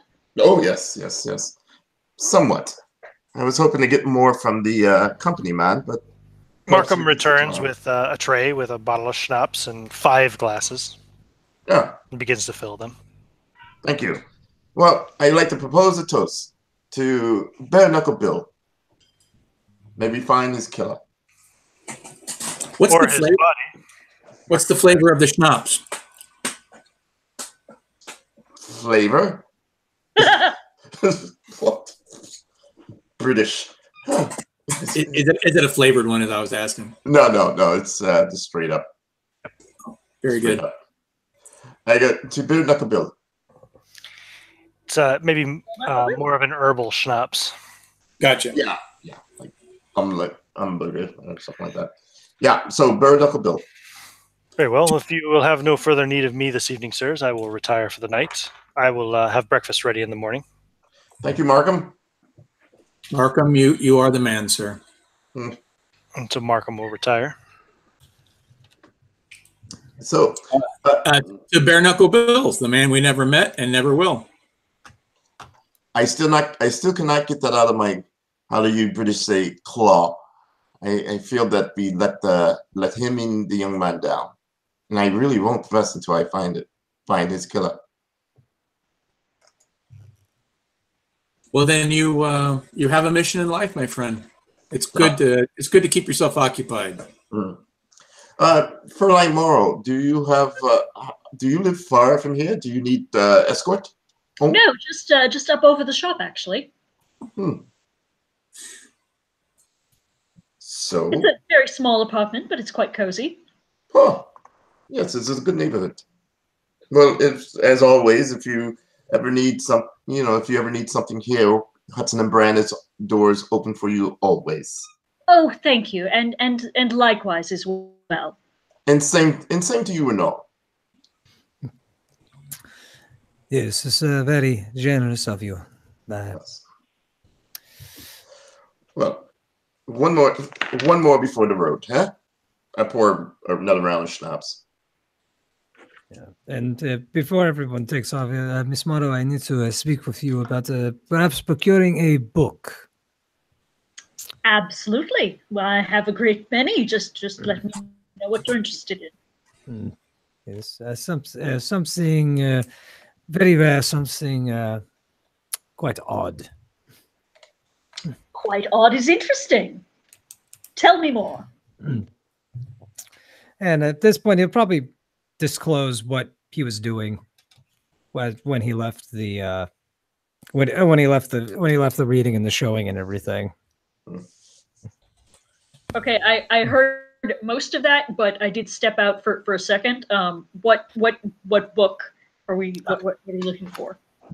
So it's going to be something. It's going to be something having to do with something occulty, but something very rare. I'm sure I can come up with something. Did you find this man that you was tailing? Did you find him to be anything unusual, or did you get any feelings about him? Wasn't a very nice man. Didn't seem to want to be bothered at the bar. But I managed to work a little bit of the charm, and he opened up after a little whiskey and some persuasion. And you say he was at the warehouse, at the company's warehouse, huh? Yes, he was. Is definitely a rougher looking sort. The man I tailed there looked more well put together than this one. This one looks like he's better than how you say smashing heads than doing any sort of clerical work. It would be. Don't you think it's strange that they have this type of man doing as an importer-exporter if it's a bullet? Yeah. Well, you've never been involved in this business for very long. If you're trading anything worth trading, a man like that is a good sign of something very off track and illegal going on. Perhaps we need to do a little bit more research of that warehouse, no? What exactly is it that you're suspecting them of being involved with? I've heard things about them. I'm seeing some vague rumors about occult worship and black goats and maybe bestiality or something. Is very, very muddled, but it's not good. I don't hear very good things at all. I'm dealt with them loosely before, but they've shrunk the size of it more since then. Have you heard them have any connection with the Greens, the Irish anarchists, that gang? Have you heard anything about that? I'm thinking you've definitely heard of the Greens. They're a gang, an Irish gang here in London that are rumored to have Fenian connections. But regarding the occult, no, you've never heard anything connecting them on that. Yeah. There seems a rough sort. I've heard of them, seen them, but haven't heard anything about goat worshipping or anything like that from them. Mostly prostitution and like underground fighting and stuff like that. And nothing to tie them on to this company, huh? Not that you've heard. Yeah, nothing without a hard look into it. Nothing I have heard myself. It just seems like everywhere we turn, dead ends. So, well, that's the nature of keeping your business under control, though, isn't it? That is correct, Renaud. That is correct. So, I have a appointment with the carver in the morning to discuss business. I thought it would be a good idea. It will give me afternoon. It will give me a good chance to get into the warehouse. No? Yes. Is the warehouse That's not where their primary business office is, though? No, the primary business is in Deutschland. Yes, I understand that. But the base of operations here in London. It is, yes. It's their only remaining building in London. because if I could get a look at their accounting books, I could probably tell a good deal about what they're on about. Well, that would require sneaking into the place, perhaps clandestine. Not my forte, I'm afraid. But someone could bring you the books.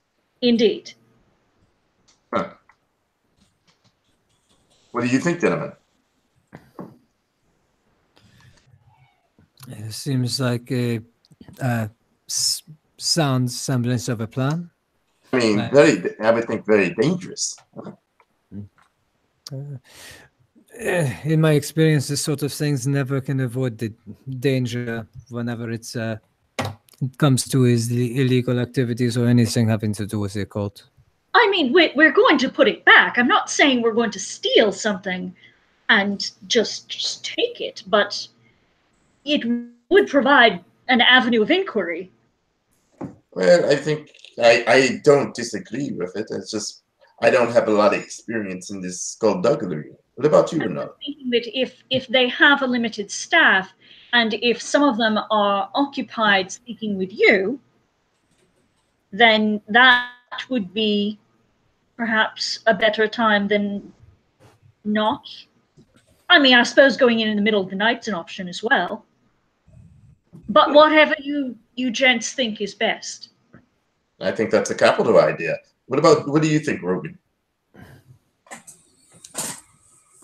I agree to the most of it. You seem to have an agenda and a plan, and I'd like to see you follow it through. So, should we go in at night, or should someone sneak in while I'm having a meeting with the carver? You should probably have your first meeting straight up, I would think. Just play it straight so there's no complications, no extra things that could go wrong. Just play it straight. Go in there and have a straight up meeting, and then play it by ear after that. I have an idea. Why don't I go meet with them? And I did tell them I would be bringing an associate, Ms. Morrow, if you would be so kind to be that associate. I would love to. I was, in fact, just going to suggest that myself. And while we're doing that, perhaps you and Renaud could do, as the Americans say, case the joint. Eh? And then see what their security looks like. Sure. Yes, there's no problem with this. Although I did agree to meet the other gentleman that night, so I need to avoid being seen by him if he is in that building. Well, whatever you think is best. Huh? You had mentioned some sort of dealing with him. Perhaps you could further that and maybe get him away from the building at that time? Yes. Wasn't there something about a book? Working together. Yes. If I can find some book, something dealing with a black goat or something like that. Oh, yes, I'm sure I can find something. Let me see what I've got in the back there.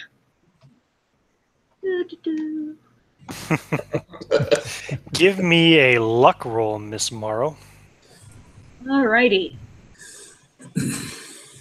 That's not what I wanted. See the thing with the dice. And roll. I rolled a 20. Wow. Yeah. You might have a rare book on ancient fertility gods and their worship. Excellent. I will provide that to Mr. Renard. And he will be most grateful to take it. Excellent. Yes, and how much do I owe you for this?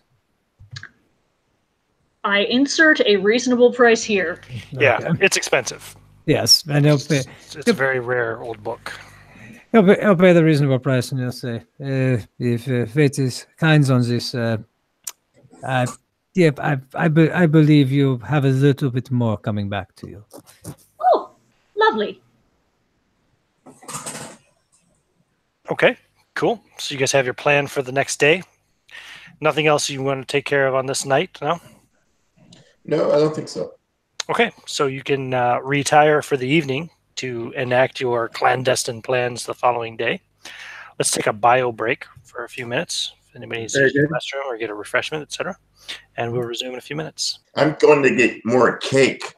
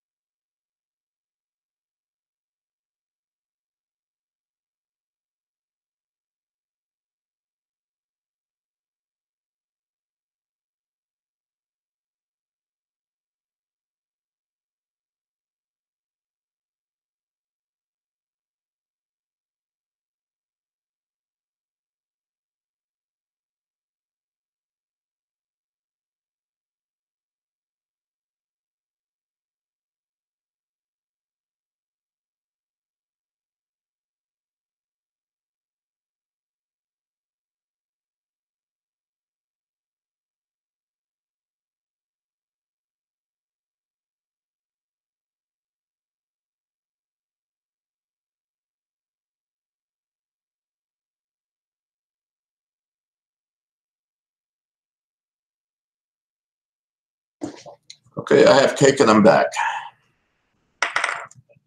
I have Thai fried rice, and I'm back.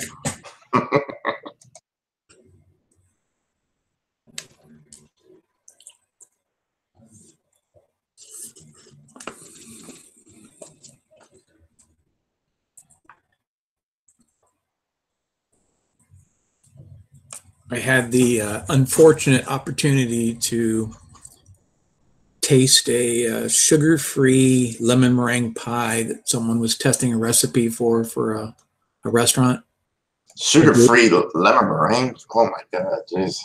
Yeah, well, it was a sugar substitute. It wasn't sugar-free. And I do consulting for recipes for restaurants and cookbooks and such.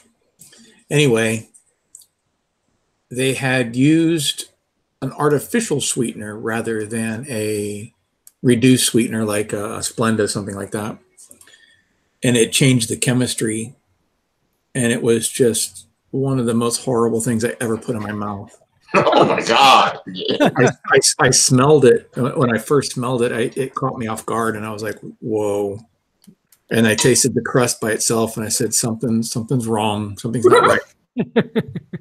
And then I went to slice into it, and it was curdled, but it had a solid texture. But as soon as you cut into it, it released the texture and became like a curdled surface. And I was like, whoa. Oh. I was having a snack, but I'm done now, thanks. I smelled it, and I said, well, it smells lemony. And I said, well, I'm going to take a bite. And it went in, and it came right back out. And I was like, oh, my God. So that was rancid, not lemony. I said, what was it? What did you use? And she said, I used Splenda. And I said, well, I'm going to tell you, I exclusively use Splenda. I only use whole sugar like turbinado and so forth to create a crunch on the top of it. So I make sugar cookies. I make them with Splenda, and I top them with a tiny bit of turbinado, so you get the crunch without the sugar. And this is not Splenda. She goes, no, I'm sure it was Splenda. And I said, well, show me what you used. And it ended up being the dreaded pink stuff. Oh yeah, I know.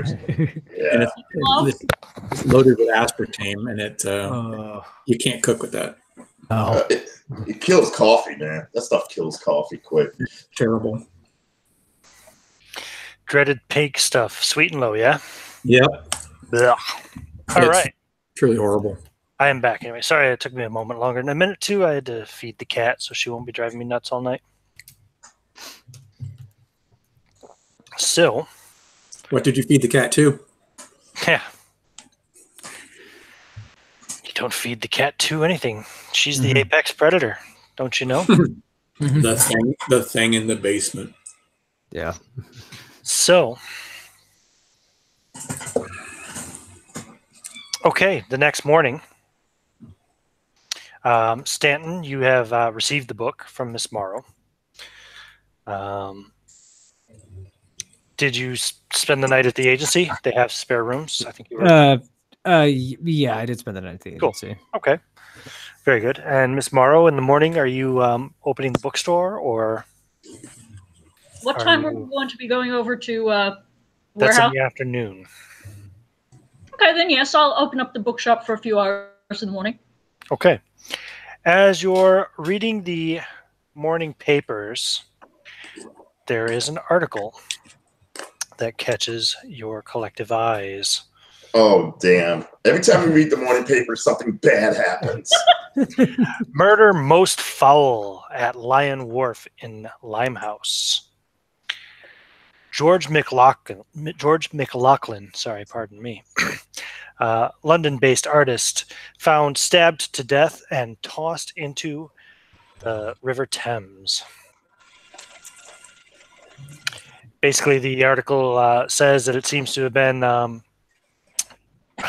misadventure, essentially. Mr. McLaughlin was apparently wandering the wharf in the middle of the night and must have had some kind of an altercation with a violent criminal or perhaps a drunken dock worker. Police pulled his body out of the Thames in the wee hours of the morning.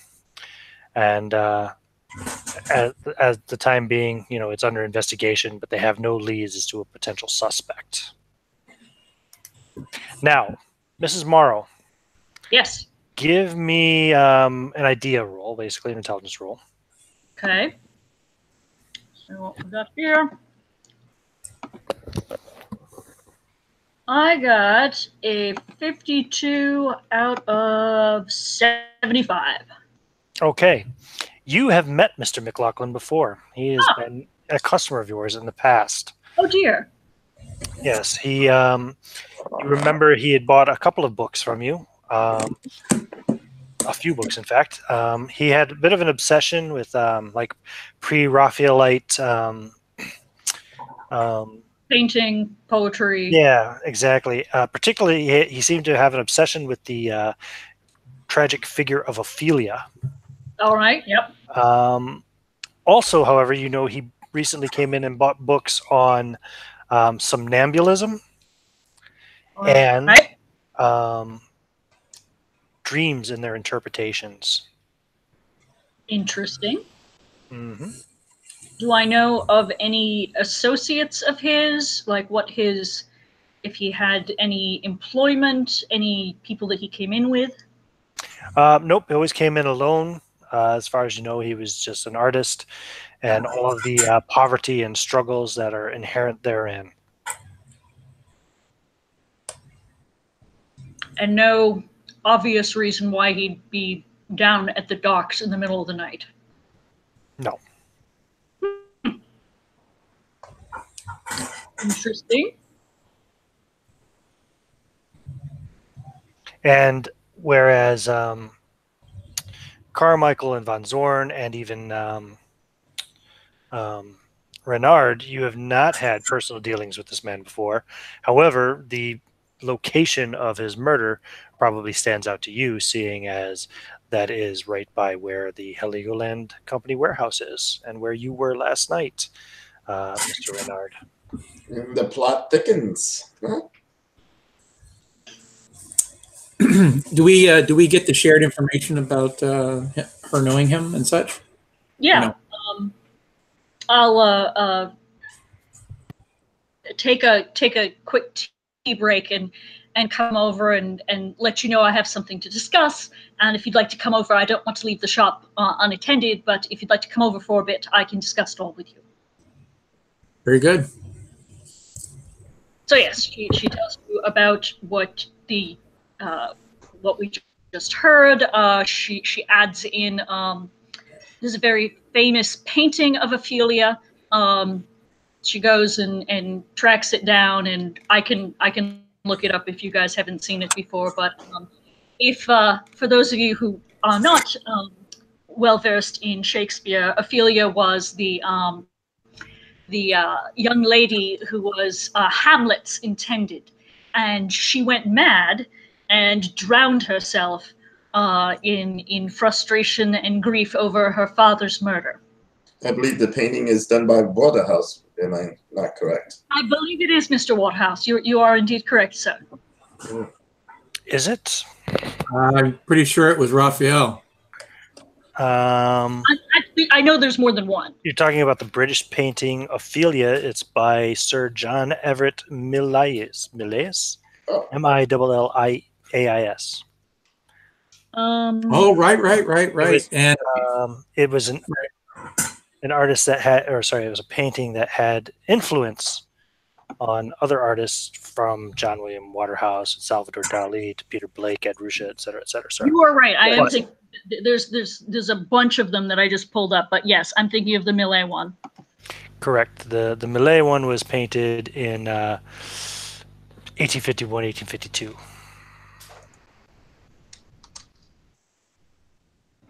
But Mr. Waterhouse does have some very similar ones. I've got a print of one of his Lady of Shalott that is very very good as well. Okay. So, I mean, and you knew this gentleman who, this artist that drowned. He was a very, very nice young man. As I said, he was an artist. Had taken an interest of late in dreams, sleepwalking, things like that. I advised him to, please, let me know if he had any particular books that he wanted me to order. But that was what his most recent purchases were. Well, I don't see anything too unusual other than the fact of the location of his drowning. But it is, I'm not quite sure if it's connected to what we're looking at. Hopefully not. Yeah, I would say, but in this business, coincidence is quite rare in such occasions. Did he also, by any chance, collect books about mermaids, sirens? Ian? Let's see. Yeah, he had actually asked about books on sirens and stuff of that sort, but you didn't have anything particular available at the time on that exact topic. You, of course, could have discussed the concept, the phenomenon of sirens and their presence in various forms of fiction, literature, going all the way back to the ancient Greek stuff. But no, you didn't have a particular book on that to show him. You make an interesting point there, sir, because of course, Ophelia being drowned, there was certainly a theme of water and its dangers. So Right. quite appropriate or ironic or sad that he ended up in the Thames. I say sirens because she drowned while singing. But I mean, Fräulein, there's so many people wind up in the Thames, especially one of his social class. No, I understand. No, it's just. I would like for Carmichael and Von Zorn to make idea rolls as you're discussing this particular righty. topic. Well, ideal is I'm really good with ideals, and I put my dice where. There you go. I rolled a 74 for 7. Oh my god! I made it by 1. Really? That's good enough. You may also remember with the sinking of the Heligoland ship in the Thames in 1892. Right. 1882. 1882. Sorry, I'm going into the future now. In 1882, that there were many, prostitutes and such, dolly-mops, on board that ship that sunk, and their official cause of death was ruled as drowning. Okay. Although, according to Hudson and Brand's account, they were already dead and burning. Yeah, that was weird. Or not dead and burning, as the case may be. Perhaps it would be interesting if we could talk to our connections in the police, if we could see the body. Just what? To be on the safe side. What on earth for? Well, one of our case 6, there was the bodies Hudson and Brand found was a bit unusual. I just want to make sure this man died of actual drowning or normal foul play and nothing unusual.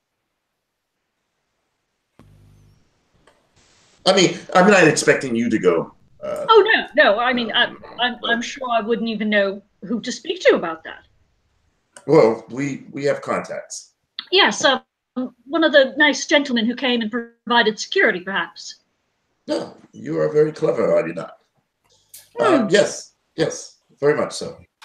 And perhaps we could look at the body. It just, just to be on the safe side. I personally don't believe it's anything, but as Renaud said, you can never be too sure about these things. So.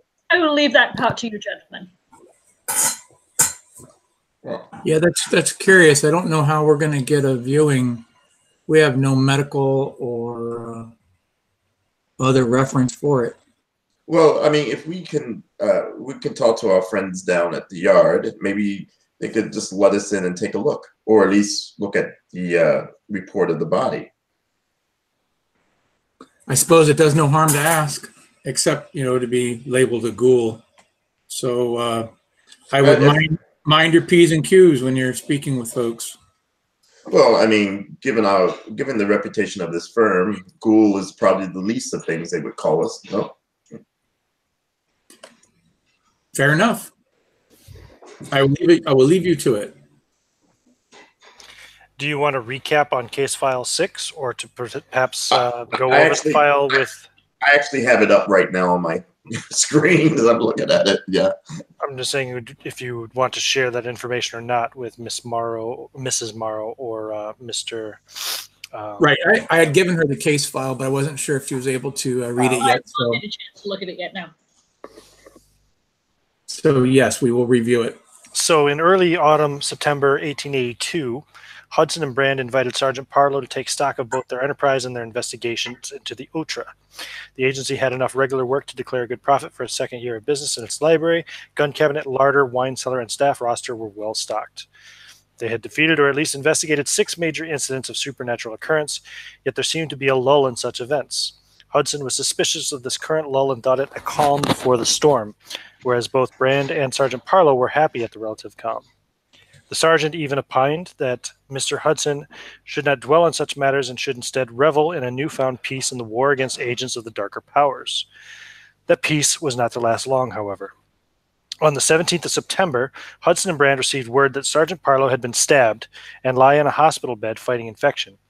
At his bedside, they found the sergeant awake and lucid but on morphine for pain. When asked what had happened, he explained that he had been assigned to a squad that was investigating the kidnapping of women off the streets in some of the more fashionable parts of London, such as Marylebone. Where they were taken, no one knew. Wondering whether any women from less salubrious districts had been taken, Parlow made inquiries of his own and learned from a dollymop known as Black Lucy that several girls had been taken from the streets they worked in recent weeks, including his own Whitechapel. On the 4th night of watching the streets of Whitechapel, Parlow observed a carriage that was being shunned by some of the local girls. In fact, Parlow suspected that they were actually frightened of this carriage, but did not appear to dissuade one girl from climbing into it. As the coach passed him, Parlow could see that it bore the mark of the Heligoland Company, an Anglo-German concern that facilitated trade between Germany and the Empire. The following day, Black Lucy told Parlow that Amelia, the girl who'd boarded the carriage the previous night, had not returned. Knowing that Hudson and Brand preferred the stranger cases, he chose to investigate this mundane police matter on his own. After all, if there was a case to be broken, Scotland Yard might make him a detective. Entering the premises of the Heligoland Company proved deceptively easy, the mere levering of a window, and Parlow was in. Perhaps this should have been a warning, but as he peered down from his perch, Parlow blanched at what he saw. Now he understood why the building had lacked security. No one would dare steal from this building. Below him, workers were loading crates onto carriages, all women, all with various wounds about their persons and dried bloodstains on their garments. Parlow told Hudson and Brand that he was convinced the women were no longer alive, for all of them had a blank look in their eyes, and all of the horses were skittish and restrained by their sullen-faced coachmen. Knowing that this was more than one man could deal with, Parlow decided that he should leave and get help from Hudson and Brand. As he turned to leave, Parlow heard a creaking sound above him, and before he could react, a figure leapt from the dark and shoved a blade into his stomach. He could remember little of what happened in the hours afterward, except being chased by someone intent on his murder, and then being found by Black Lucy and her girls, who hid him before taking him to the hospital. Hudson and Brand left Parlow to recuperate and made preparations to visit the warehouse themselves. Arming themselves with rifle and revolver, they boarded Stafford's coach and sped their way to the premises of the Heligoland Company. Alighting a street away and creeping their way forward, they found that the warehouse had been cleared and seemingly all trace of activity removed. That was until Brand noticed the trail of muddy, wet footprints that led down and into the river. Hudson speculated that some of those who were carrying the contents to a nearby vessel might have fallen in and, cursed with undeath, not drowned but merely walked out, sodden clothes and all. Looking out on the river, they noticed a small steamship making all speed down the Thames as though trying to escape. Surveying the vessel through a spyglass, Brand confirmed it to be the vessel they were looking for, the deck crowded by terrible lifeless forms which somehow still moved. After looking over the ship himself with the spyglass, Hudson took up his rifle and took aim. The loud crack of a single shot rang out, and for a moment nothing happened. "You've missed, Hudson," said Brand. "Have I?" replied Hudson. A few seconds later, the oil lamp that Hudson had shattered spilled its fiery contents onto the crowded deck of the boat. Not enough to cause a serious fire on its own, it nevertheless set alight the hems of the dresses worn by the unliving prostitutes on the deck. Even as they burned, they did not move. They just stood there, wreathed in flame and setting fire to the ship that they were aboard. The boat would be recovered by police the next day, and its story would be told in the newspapers as a tragedy, a soiree of dollymops and dockers gone awry through misadventure. Sergeant Parlow's recovery was aided knowing that the evil had been stopped and being able to sleep more easily. Well, now. Hope I didn't do that too fast, but... No. And that, Fräulein Morrow, is what I'm worried about. Well, there's an awful lot in there that I think would be difficult to corroborate, not casting any aspersions on your the former owners here. Of course, I did note the there was a lot to take in there, but there was the one bit about how the girls had sort of blank expressions on their faces. That could go along with what the young gentleman was looking about sleepwalking. No, I think that would be a bit of a pull. But I can assure you, Fräulein, that Colonel Hudson was a man of the highest quality. Oh, certainly. Care. If he said this happened, you can believe it. I'm certain that it's what he observed, but undead? Really? Fräulein, I've seen things that would, well, in proper company should not be spoken of. But if you say that this is so, then I'm willing to go along with it. I just find it spreads credibility a bit. But doesn't it pique your curiosity just a bit? Perhaps it's true. Wouldn't you want to know? I'm not entirely sure I would. Come now. You spent your time with these books and theory and living through other people's eyes. Would you not want to see this yourself? No? It sounds terribly dangerous, and I'm not sure that I would like that. It is. It is. But it is dangerous. I am happy to help you in any way that I can. Well, I'm going to take a look at your friend. It would help a lot if you come with us, so since you knew this person, to make sure it is who we think it is. Yes, and, of course. And friend is a bit of a stretch. He was just a customer, but I know. And I think, and if what I think we'll find, most likely what we'll find is nothing. The man is either drunk, he fell into Thames, and he drowned. But with this company, you cannot tell. Very well. okay. All right. So, Mrs. Morrow. Sorry, I keep saying Miss Morrow. Mrs. Morrow. Because he keeps calling me Fräulein and not Frau. Correct. I keep us. Wasn't gonna call you on it. No, yeah, you're absolutely right. I knew your character wasn't married anymore, but he didn't know that your character. He still assumes that you have a husband somewhere. Right. So he wears a wedding ring. So right, he assumes, he just assumes that you have a husband.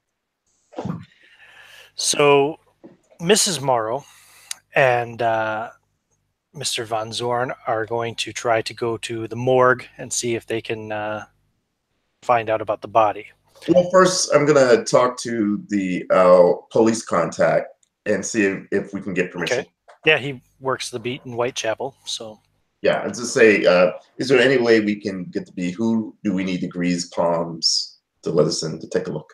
Right, okay. What about Mr. Carmichael and Mr. Renard? What would they like to do? If anything, of course. Yeah, but like I said, I'll have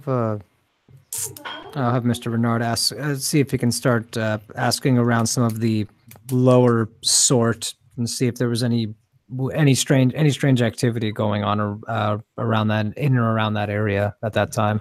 Sure. Okay. Let's just we'll send Alfie out, see if any of the street kids saw or heard anything. Mm-hmm. And he will start the long con of observing the Lion Dock area, the Lion Wharf area. Okay. Sounds like you're both going to the wharf anyway. Right. Yeah. In about that way. Okay. No problem. So I'll go with you guys first then. So you send Alfie out to ask around the local kind of street rats, whatever, see if the kids know of anything. Give him a pocket full of jellies or something to hand out. Sure.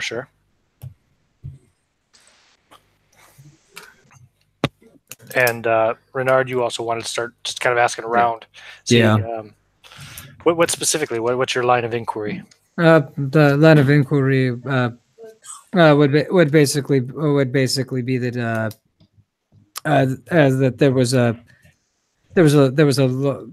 a he heard something happened the other night. And he basically was like, I was I was drinking around this area last night, and I want to be sure of my safety. Was any basically was anything going on last night? Is there anything I should know about? Okay, and what social skill do you want to use to try to procure information? Well, Are you being persuasive? Are you being charming? Are you being intimidating? like I said, I'm lying. So, fast talk would probably be applicable. Sure. Okay, go for it. I'll take the fast talk, Con. What? So I got 13, and that's an extreme success. Okay.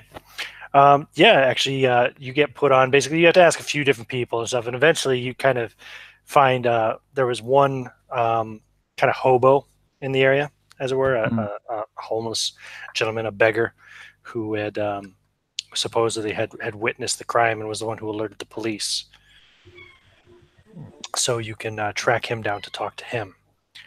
All right. While you're making this line of conversations, dock worker to dock worker to dock worker to beggar, Alfie will come back to you, Carmichael, and say, yeah, like none of the lads that I spoke to really know anything other than what's already been in the papers. None of them were around. They don't tend to hang around here that late at night. The crime apparently happened after midnight. So Very good. Sorry, come back empty-handed. He looks No. You came back alive and well, and that's all that counts, my friend. Go get yourself an apple. Get some lunch. Thank you, Mr. Carmichael. Thank you very much. He'll rush off with the shilling or whatever you give him. Yep, of course. And he will start the general soft viewing of the Lion Wharf, maybe going with the pretense of looking for an empty building for himself, for his own marketing. Right. I think I might have something for you here. Let me see here.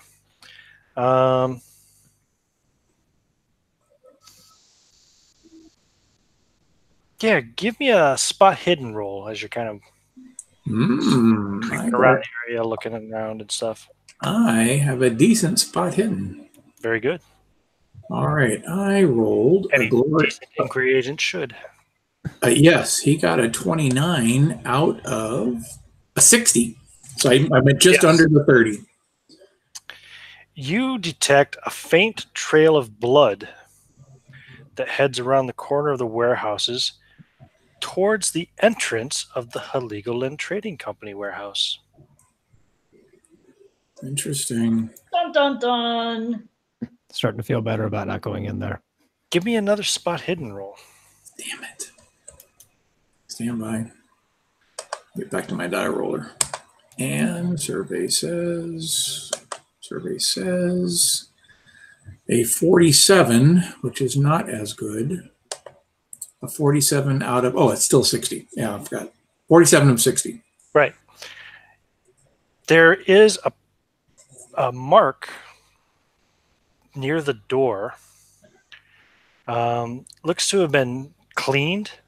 Like somebody's tried to already wash it off, but it looks like the remnants of a bloodied handprint.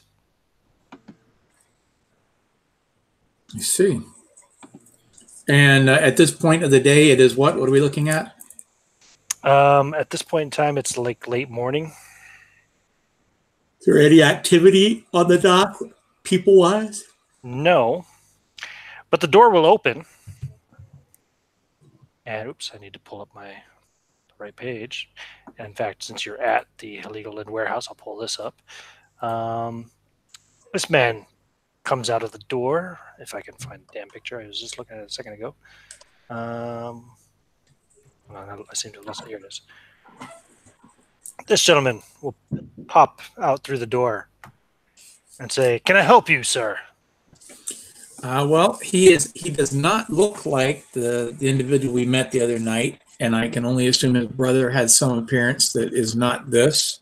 The only other one that was mentioned was Healy and Peg, so I'm going to avoid the meta of seeing Peg and Yeah, no worries. and say I met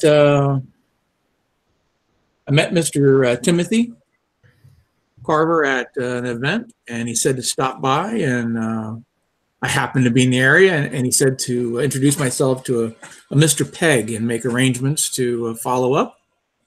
Perhaps you could direct me to this Mr. Peg? I'm Mr. Peg. I run the security here. Oh, very well What then. kind of arrangements? Well, we were looking at, and well, I work with the Hudson and Brand agency, and we were looking to Agency? What kind of agency? we deal with antiques and inquiry. Hmm. So what are these arrangements you speak of? We were looking for some small potential exercises in mercantile, shipping from here, shipping to there, that sort of thing. All right. Well, Mr. Carver's not in at the moment. He'll be back in the afternoon. Ah, very well. Then I will make an He's appearance. expecting someone, but what was your name, sir? Reuben Carmichael. Doesn't ring any bells. I don't think you're on the list for the day. Well, sir, perhaps you could put me on the list, and I will be back this afternoon. And he hands him a card. Very well, Mr. Carmichael. Good day to you. And he'll stand there at the door to watch to see if you go. Yes, absolutely. And with you, Mr. Peg. After you go, then he'll close the door, and you'll hear it lock. Okay, he's going to swing back and take a look and to see if it's act like perhaps I may have misplaced my pocket watch. You know, the old slap and tap. Sure. And you're going to go back and look around on the deck there and see, yes. He doesn't wear a pocket watch, so he can use this ruse quite often. Mm-hmm. Okay. And while he's over there, he's going to take note of the blood while he can. Sure. No problem. And we'll assume that he makes another hit spot hidden, nothing comes of it, and he will go on about his business. Yeah, no, there's nothing more to see other than what you've seen. So right, but I didn't want to. That's right. I understand. Yep. Now, nothing else. Is there anything within viewing range that could get a good look at this doorway area, perhaps nearby that might be empty? Well, unfortunately, the door here faces right out onto the river. And the little dock there, you can see there's a couple of boats. Right. So as far as having a look directly at the door, you'd. How about the long view? Say, if you were looking at this, maybe 100 feet either side. Say if there was an empty barge or another type of thing. Give me a luck roll. Luck it is. Stand by. Rolling. Oh, dear Lord. I think that might be the first luck roll I failed. I got a 98. Oh, yeah. Okay. No, not really. All the buildings seem to be in use, and all of the boats have people currently working on them or about them, etc. There are definitely plenty of other warehouses and boats and stuff, but none of them seem to be abandoned or, Well, when I come across someone who is a little more clean than filthy, he'll ask if there is any that are up for rental or sale. Boats? No, the warehouses. The dock warehouses and such. Ah, okay. Might be. I could ask some questions, see around. What are you looking? You're looking to buy a warehouse? Yes, sir. Yes, I am. If not long-term lease. Okay. Yeah, I can can make some queries. There's always something available. I'm sure somebody's always looking to make a shilling or two. Speaking of such, please. And he'll Actually, hand probably a lot more than him, a shilling or two is probably, but yeah. yeah, exactly. He's going to hand him something a little more respectable with his card, with the coinage underneath the card or the billage underneath the card. Right. Well, I'm here all day, every day. Come back tomorrow, and I'll let you know what I found out. Yes, sir. I will be in the area. Perhaps I'll swing by later. You might get lucky, and if not, I will catch you tomorrow. Very well. While I'm here, any jellied eels and mushy peas nearby? He'll direct you to some public house. All right, very well. That's where he'll go. Yep. About maybe a block or two away. That way, if anybody asks, he's doing Not here right on the docks, but actually on the Pennington Street, which is the next street over. You know. Sure. That way, if anybody asks him, it's all on the up and up. Sure. No problem. Mate, just looking for some jelly eels. Mm-hmm. And Mr. Renard, you find that beggar. He's quite filthy, as they often are. He's the real deal. Big, long, kind of gray and white beard. He smells of piss and stale beer. Okay, and like I said, and he'll approach him. So I was led to believe that you might have seen something the other night that might be of interest to me. Something of interest to you? What would be interesting to you? I see lots of things. This particular thing would have happened. Would have happened last night, maybe around the dock area. Do you have anything of interest to me? That depends. What are you interested in? I like money and booze. I can supply a staggering amount of both. I used to like women too, but it doesn't work like it used to.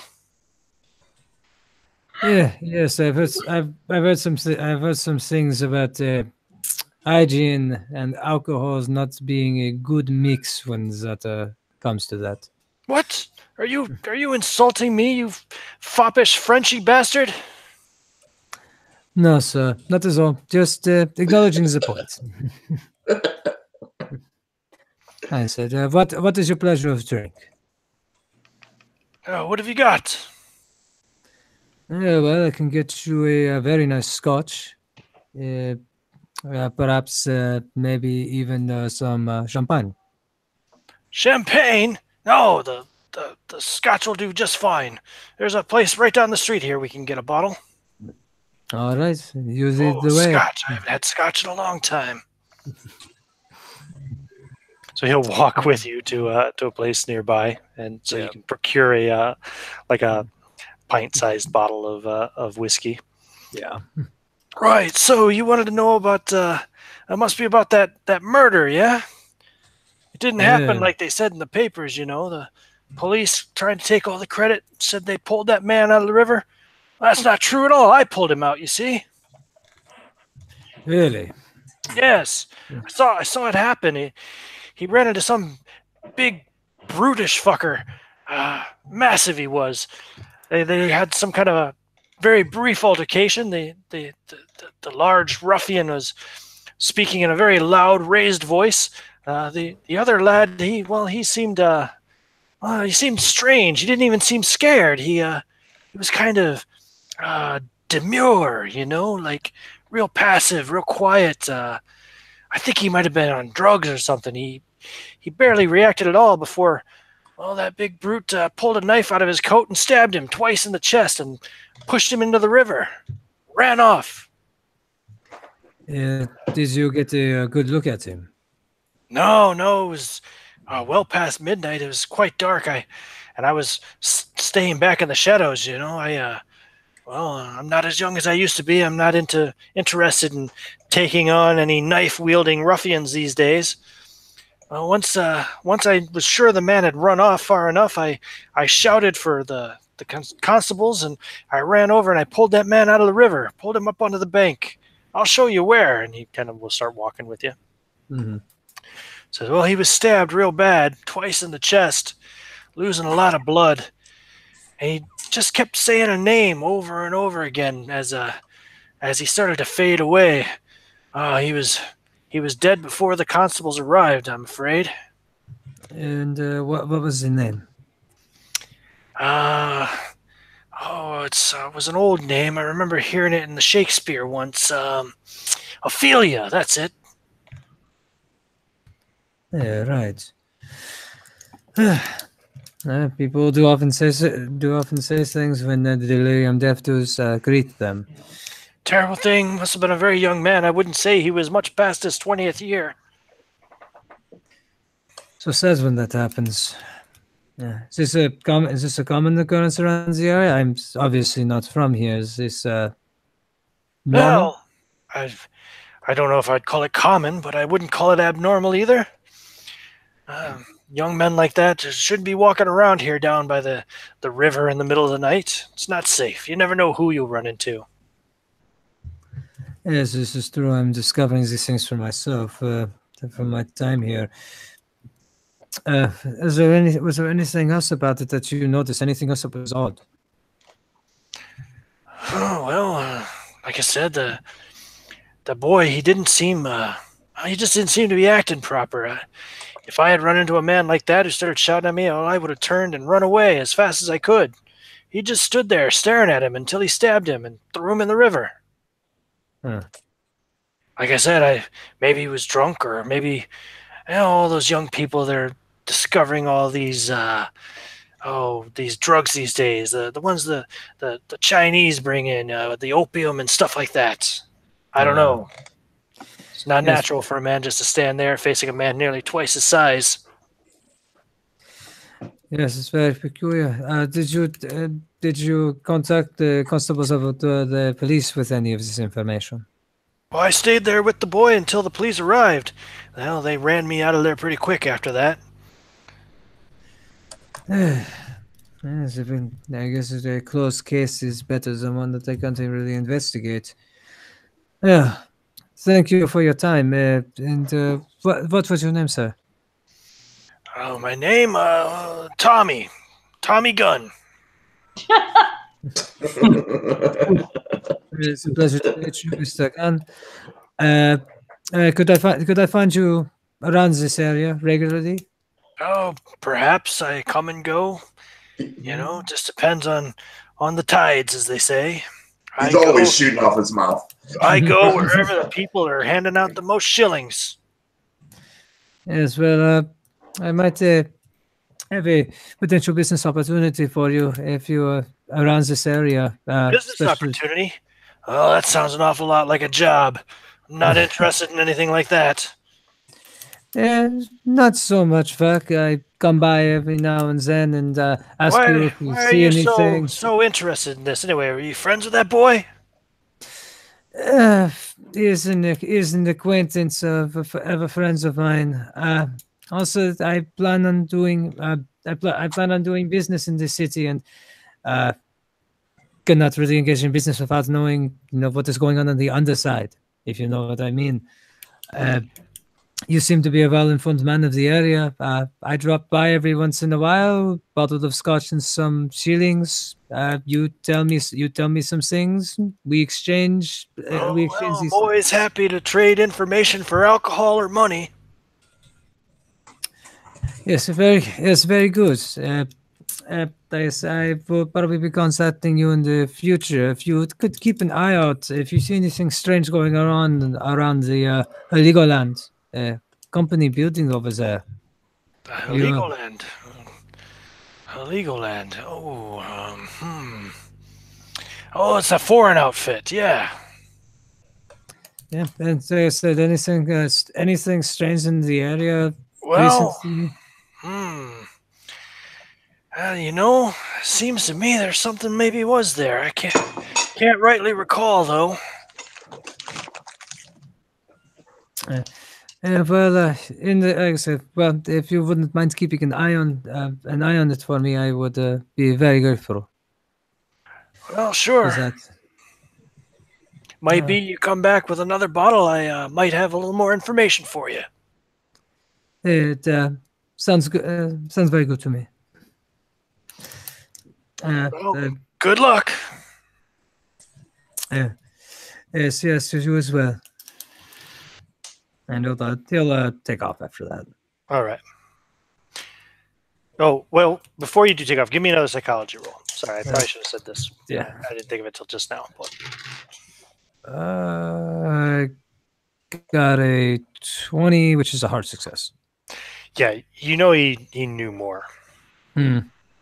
There's definitely something that something more he probably could have told you, but he was holding out for More whatever, stuff. for more Something booze or more money or something. Yeah. Hmm. Yeah, inwardly swear at myself at that Okay.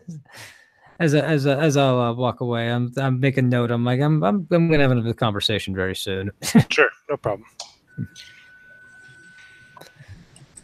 And he'll go meet back up. Yeah, it's probably about midday at this point. Yeah. So I'll jump over to the others for Mr. Von Zorn and Mrs. Morrow. You went to Whitechapel to speak to Sergeant Parlow. You'll find him eventually walking one of the streets, his little billy club in hand. And he'll see you and say, "Oh, good morning, Mr. Zorn. I don't believe we've had the pleasure yet, miss." Mrs. Morrow extends her hand and says, "Mrs. Alice Morrow, pleased to meet you." "Oh, Morrow's books." Indeed, yes. "Oh, yes. Well, I'm afraid I haven't been into your shop, but I believe our friends, Mr. Hudson and Mr. Brand, were quite fond of that place. It's right across the street, isn't it?" It is indeed, sir. "Well, it's a pleasure to make your acquaintance. Mrs., I see. Please, pardon me. It's quite all right. I prefer to err on the side of caution." Anyway, Sergeant, I was hoping that we could take a peek at the body that the yard fished out of the Thames this morning. The artist fellow that got stabbed over there by the Heligoland warehouse, perhaps? Quite, It's Sergeant. of mine. He has a knowing look in his eye as he says so. He's like, "Yeah, I can tell you where the body is. You probably have to bribe somebody to get a look at it, though." That won't be a problem. I was hoping to speak to the, I'm going to say coroner, but I don't know what they would call the doctor in this time, but I think they did have coroners, yeah. Okay, the coroner, because I would not mind paying a few pounds just to get some information. A few pounds, oh yeah, that should do it. As I say, I remember a few years back you had an interesting run-in with near the warehouse where they found this young man. No? Well, it was a different warehouse, but yes, I've had my experiences with Heligoland in the past. I believe it may be connected. Do you? Yes. Why?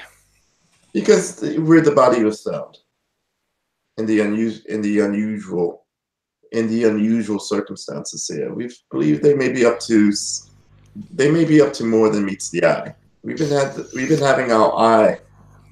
We've been having our eye on them for a while. I believe you can probably count on that. Yes. But, so it may be nothing. It may be a simple stabbing, a mugging, but I want to check it out.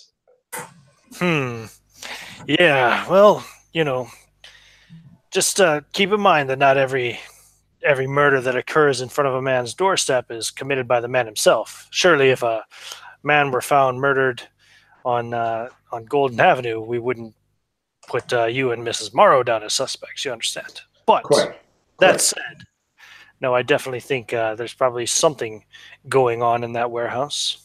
So I was wondering. Yes. He pulls out a pad of paper and starts writing with a little pencil. Right, and I was wondering any words of advice in order to go see the body. Who we would need to talk to. Yeah, he puts a name down. He says, "Ask for this sergeant here. you know, he'll put you onto the doctor to working at the morgue, and you know, just maybe a crown would suffice as a bribe Okay. to get to talk to the doctor and maybe potentially see the body. Perhaps another crown if you need to bribe the doctor as well, but it may not be necessary depending on your charms. Okay. I said, very good.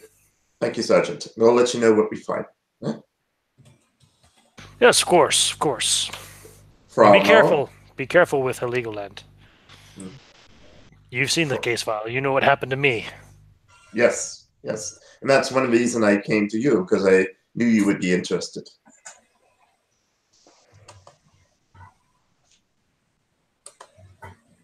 All right. So yeah, he gives you the piece of paper. It's got the name of the sergeant and the address of the morgue. Well, I would turn to Frau Morrow and go, shall we go? Yes, certainly.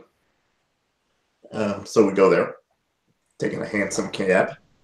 Yeah, very well. No problem Just at all. because I've always wanted to say handsome cab. For sure. Yeah, you get there. You can inquire, and then you'll meet the sergeant who will talk to you. You mentioned that Barlow told him that that he might be able to get you access to see the body of the young artist who was murdered that morning, basically in the wee hours of the morning. You give him the crown. He will take you up to the morgue himself and introduce you to the doctor there. Okay. And the doctor say yes. Okay, well, very well. If the sergeant vouches for you, that's good enough for me. I can take you in and show you the body. Well, I give him a card, Hudson Brand card, to investigate this. You guys are investigating the murder. It's maybe nothing, but we just wanted to close all. We wanted to close all leads. So, what did you find so far on the body? Well, he suffered two very deep stab wounds to the chest. One pierced, punctured a lung, and the other one punctured his heart. He did definitely take in some water while he was submerged in the river, but it seems that he was pulled out pretty quick. The cause of death was definitely loss of blood from the stab wounds. Severe trauma. Here, see for yourself. Oh, okay. Go in. The body would probably be still just on a slab, basically pulls up. I turn to Morrow and go, you may want to stay here. I don't think I need to see this. Okay. Yes, you may want to stay here. Oh, yes, of course. Sorry. Yes. I forget sometimes some people could be sensitive to such things.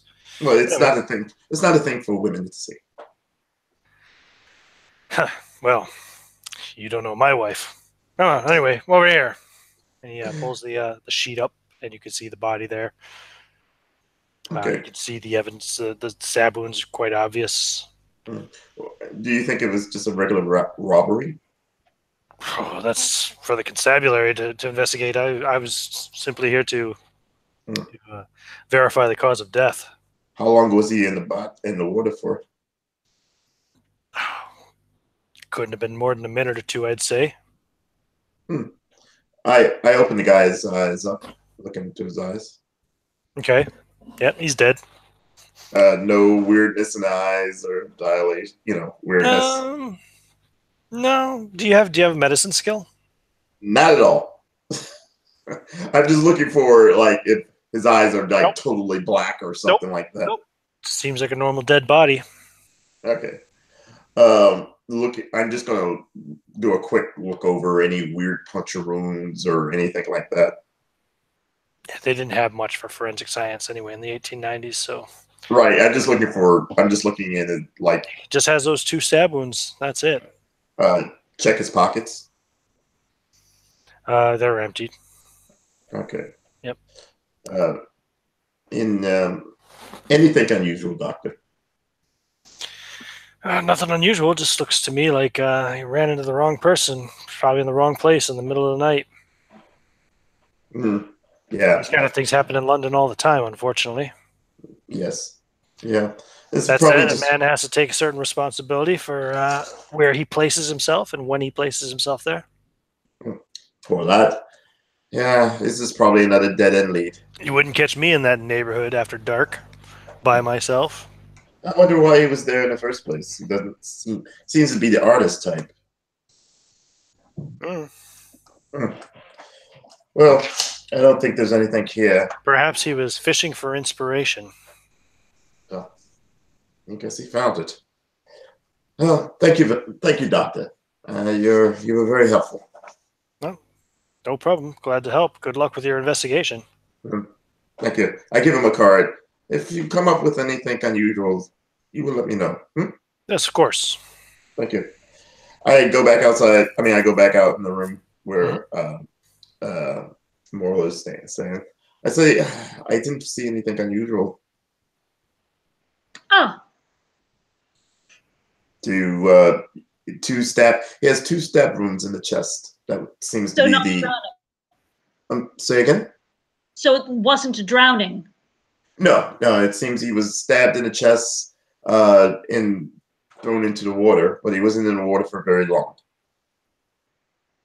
So it seems like it just seems like a regular robbery unless you have anything. I mean, he wasn't a terribly like a scrapper or anything, but two wounds to the chest, that takes a bit of power to do that with a knife or whatever, I would think. No, not that much of a regular strapping man could puncture a man twice in the chest. Sadly to say, I've done that more than once myself with my saber in the war. Saber has a bit more leverage, but yes, no, I see your point. Yes, I don't see any. I think this is a dead lead. Yeah. Fair enough. On to the next then. I see what you did there, dead lead. Ba-dum-dum. Where is that hat coming from? Yes, perhaps back to Ghost Street, I guess, and see if the other lads if any of the other gentlemen picked up anything. Did we have an appointment this afternoon? Oh, what time is it, Ian? It's approaching noon. Oh, yes. Well, since we're down here anyway, good point. I guess we could just go to the warehouse, the company. Okay. So you guys are heading back over to the warehouse for your afternoon appointment with Mr. Carver. What about Renard and Carmichael after they regroup?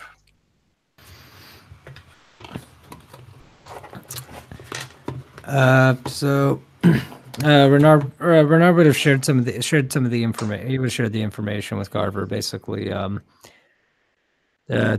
telling him like, yeah, something went on. Yeah, so it was definitely a murder, but he's also basically going to make it known like, yeah, this guy knew more. He just did, but he wasn't saying anything. So we're probably need to press to get some more details. But also that Renard has a suspicion on who the guy probably was.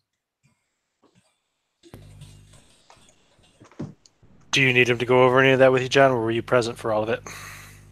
No, he is not there. He is still at the immediate area, walking about, following up on the whole real estate thing while he's making the rounds, coming back around.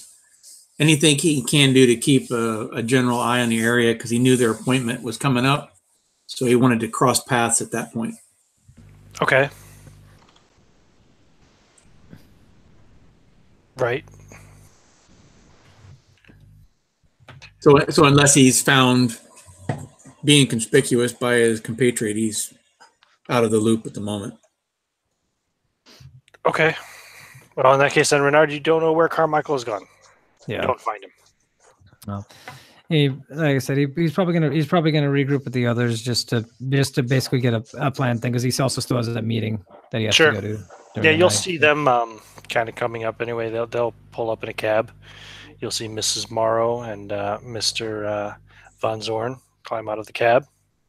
Yeah, and he'll basically tells them, and he'll kind of go up and I have found out a couple of things about the murder that seems to have escaped the police. Oh, well, we just saw the body. He was stabbed twice.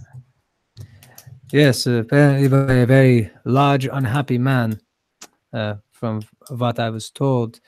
He, the man I spoke to seemed to know a bit about what was going on. Apparently, our young artist friend didn't put up a fight. He just stood there and took it. Perhaps he was drunk. Dazed, drunk, drugged. You know, it's a very loose pool of things. We only I believe only the man who did it would really know for sure what was going on. And I do have my suspicions about that. I would be very careful about as this meeting goes. Well, is there any reason you would think there was any, I mean, obviously foul play, but anything unusual other than the regular mugging, if you will? The man I met, the man I met last night, seems to vaguely fit the general description of the type of person that would do something like this. And who was this man again? This was Frederick, the less couth brother. If I wouldn't, from my experience with him, I would not have put it past him to do such a thing. I don't know for sure, but I do intend to find out. Well, we're about to go in. About to go for our meeting. Is the plan still for you to case the building, as the Americans say? Yes, I've still cased the building. Just make sure I stay out of sight. Okay. Frau Morrow, is there anything else you would say before we go in? No, nothing I can add to that. It's quite complete. Oh, Ian, and by the way, I still have Hudson's revolver in my coat, by the way. Okay, yeah, no problem. Yeah, so I say, Frau, if there's seem like there would be any danger, simply get behind me. Oh, I intend to. You're not armed by any chance, are you? I am not. You are correct, sir. He's not a male chauvinist, but he's a male. I know he's not. He's not a male chauvinist. No. Nobody said male chauvinist. I think there was some cuckling about misogynist, but that's not the same thing. He's a man of his age. Methinks the gentleman protests too much. Mrs. Morrow does not mind being protected or people assuming that she's not a scrapper. Quite often. I mean, look at her picture and how it's not like she's like some Molly down at the docks with a knife and bombs. You know? So if you guys are going in then, yeah? Yeah. Mm-hmm. Yes. So basically, you've got two warehouses adjoining each other. If you look at the map there on my screen, essentially making it one large warehouse. Right inside the main entrance, you see that small darkened area there to the right as you look at it, or if you're walking in, it's on your left. That's the small reception area, and you would see a man there who would kind of stop you as you're coming in through a window and ask you your business. The door was unlocked on your arrival. So we have an appointment to speak with the curator of this establishment. My name is Wilhelm von Zorn. Right, von Zorn. Yes, I have you here to see Mr. Carver. Yes. Yes, that is correct, my good man. Very well. And Give this me a is my moment, and then I'll and take you over to the offices. and this is my associate. So, you can ignore most stuff. Okay, the little upper right corner of that is the reception spot there. You can also see there's a couple other darkened areas on the main map. There's basically a residential block, which is the bottom left, kind of almost L-shaped, L block shaped section. But he's going to take you over to the right, to where the small collection of offices is. So as you're kind of walking through the warehouse with him, you'll see there's a number of barrels and crates. Give me a spot hidden checks, both of you. Alrighty. Okay. I am not great at that. 39. I don't see nothing. I don't see nothing. Oh, hold on a second. Oh, I somehow muted my audio and I didn't hear. How'd you do on those spot hidden checks? I didn't see nothing. It got all quiet. And I was like, "What's going on?" Oh, yeah. I missed it by about 10. Okay, yeah. So yeah, anyway, you see a number of barrels and crates, etc.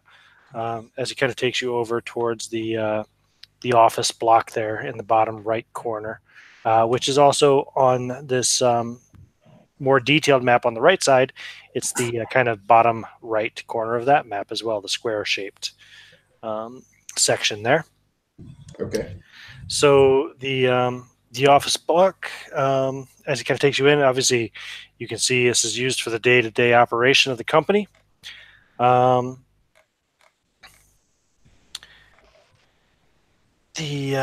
see, let me pull up my thing here real quick, just to make sure I'm not missing something. That is not the right one. That's the one. Yeah, so he takes you in there. The first, right inside the door of the office, there's like a living area there.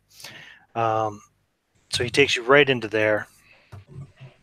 You have, there's a table with like 6 chairs around it. There's also like a nice kind of sofa, L-shaped sofa in the one corner, and a nice lounge chair with a little coffee table between the two in the corner. He gestures for you to have a seat in that little corner area if you like it, whether you prefer the lounge chair or the sofa, L-shaped sofa. Okay. I let Frau Mauro go first. She sits on the couch. Okay. And I sit at the table. And he goes from there through the door and says, "Just wait here. I'll go get Mr. Carver." He goes through that little door on the kind of south wall there. I'm just guessing that the bottom of the map is south. I don't know. Maybe I'm incorrect in my directions. And there's no windows in here at all, right? No windows in here. Well, there is actually. Sorry, if you see that kind of little area there above the table, that's like a window looking out into the warehouse. Right, into the warehouse. No windows outside. No. Right. Mm-hmm. Just looking out into the warehouse area. Okay. And a couple minutes later, he comes back through with Timothy Carver. Well, I just want to say, I hope the fact that Peg is gone, that gives our French friend the opportunity to look around. to get in. Right, yeah. Were you planning to sneak into the place when they disappear with the security guard? Prior to this, Ruben had been watching the whole area when they came up, and he missed his opportunity to catch them. We're going to assume that they were a couple streets up, too far over for him to catch them. Okay. But he will be closing in, so if our French friend makes an appearance, he will catch a view of him and join him. Okay. What are you guys going to do? Which you guys? Carmichael and Renard. Well, sir, what are you thinking? What are your plans? In the front door or the back door, as it were? Never goes through the front door. Always through the back. Unfortunately, there's only 2 doors, and they're both front doors, basically.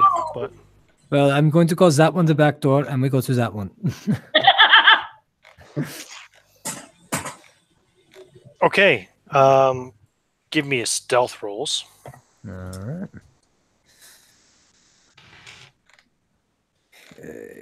29. Regular success for me. Cool. Regular How about success. Regular success. So yeah, you guys. So when you say the back door, you mean not the main entrance? You're coming through the second entrance into the right side of the warehouse. Yes. Correct. Sure. Okay. You might just, as you kind of come in, you might just see the door close to the office section in the bottom right corner there. As the door closes behind Mr. Pegg, as he had walked in with Mrs. Morrow and Mr. Von Zorn. You two can look around, and again, too, you also see, you can make some hidden checks for me, as you notice the barrels and crates all over the place. Ooh. Got a 10. That's an extreme success. That's a good success, yeah. I have a regular success. Cool. Definitely this warehouse, actually it's two warehouses combined into one, but a warehouse of this size, it is not being used to the best of its abilities. And if you just kind of take a quick look at some of the crates and barrels, you would notice that pretty much they're just barrels of dried foodstuffs. Some of them are even perished. Give me an idea roll. All right. Average success. Basic success. Yeah. Extreme. I got a 6. You get the feeling that it's like this warehouse isn't really being used that much anymore. Perhaps they are moving the operation elsewhere, or perhaps they're just closing it down altogether. But you probably suspect that that's not the case. Or what they're selling isn't on the top level. Well, yeah. So you have the office block, which Terrence Pegg and Mr. Pegg, the security guard, has just gone into with Mrs. Morrow and Mr. Von Zorn. There's the reception area near the main entrance, which you can presume is where Mr. Pegg will be returning to when he comes back out. And then there's another section, that little L block section in the bottom left, which looks to be kind of like residential building, something. Hmm.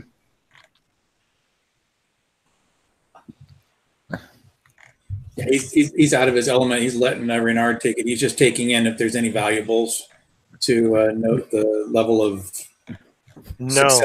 No valuables. Which is curious. Like I said, it's garbage. Like dried foodstuffs. A lot of it's already probably well past its fucking use by date.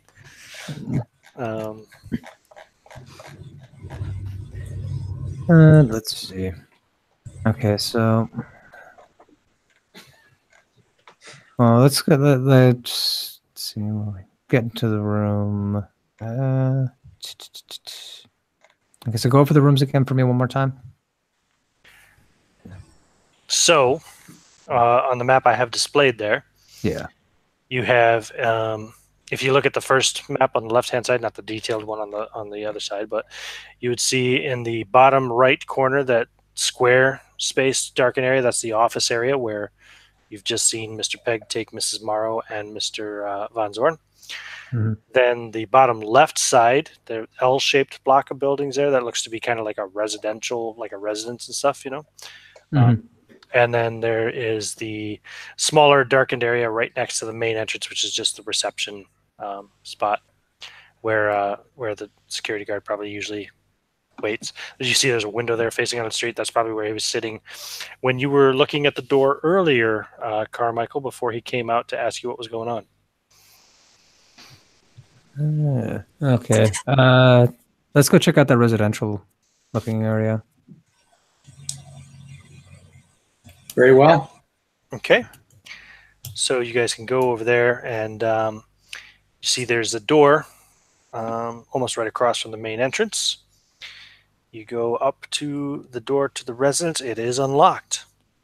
And it opens. If you look at the more detailed map on the left, you can see into a kind of a T-shaped hall. So there's a hall going straight down ahead of you with a almost at the middle of it. It has another hall that goes off to the left. Sorry, yeah. Well, sorry, to the right as you're facing in. Right, you understand? West. Yeah. On the right side of this hall, there is 1, 2, 3, 4 doors. At the end of it, there's another door. And there's another door before the end on the left side. You can see. All right. And it's give me listen rolls. Okay.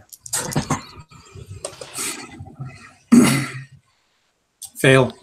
I got mine right on the dot. Yeah, it's real quiet. You don't hear any sounds of activity here in this section. Okay. And all right. Let's see. Like I said, he's gonna, and I mean, he's like I said, he's interested in trying to find any of the official office like stuff, anything that he can kind of get into to see what's really going on. Yeah, I understand. So he'll go. Let's see. He'll go down. He'll go straight down the hall, and go to the door on the right-hand side at the end of the hall. Door on the right-hand side at the end of the hall. Now, is this right as we're looking at the map, or right?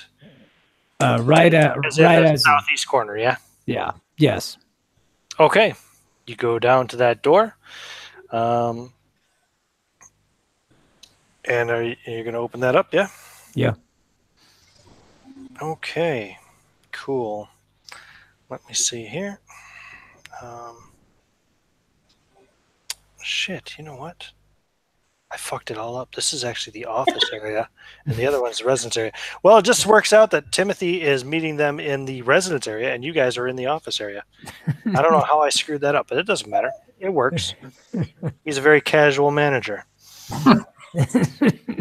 So that door opens up. There is there's a couple of large wooden boxes within. There is also some very large blocks of ice. It's cold in here. Very large blocks of ice in the middle of the room. And you see 5 figures standing in here motionless. Ooh. Give me spot hidden rolls. Ruh-roh. Ruh-roh. I'm sure everything will be fine. I got a 53, which is a basic success. I also got a regular success. So, one of the figures is very large, male, with a big ginger beard on him. Oh. His skin is extremely pale, kind of a gray color. And he turns his head and looks at you with lifeless eyes. And there's a stench of the grave on the air. The other 4, who also turn their heads and look at you, similarly have a very dead look to them, very pale gray flesh, dead eyes as they look at you. They are all, former ladies of the night. Yeah. And are they just like standing around, or are they just? They're standing at the moment, and they turn and look at you. What are you doing? Does the door open? They seem to have just been standing there doing nothing when you first. The door opens. Doesn't actually show on here. I'm going to say the door opens out into the hall. Okay, but they're all just standing while they were. If you're standing there looking at them agog, they will all start running towards you. Uh-oh. Close the door. Yep, close it. Give me sanity checks. Yeah, Bart with a chair. Yep. Give me sanity checks. Ruh-roh. 33. He made it.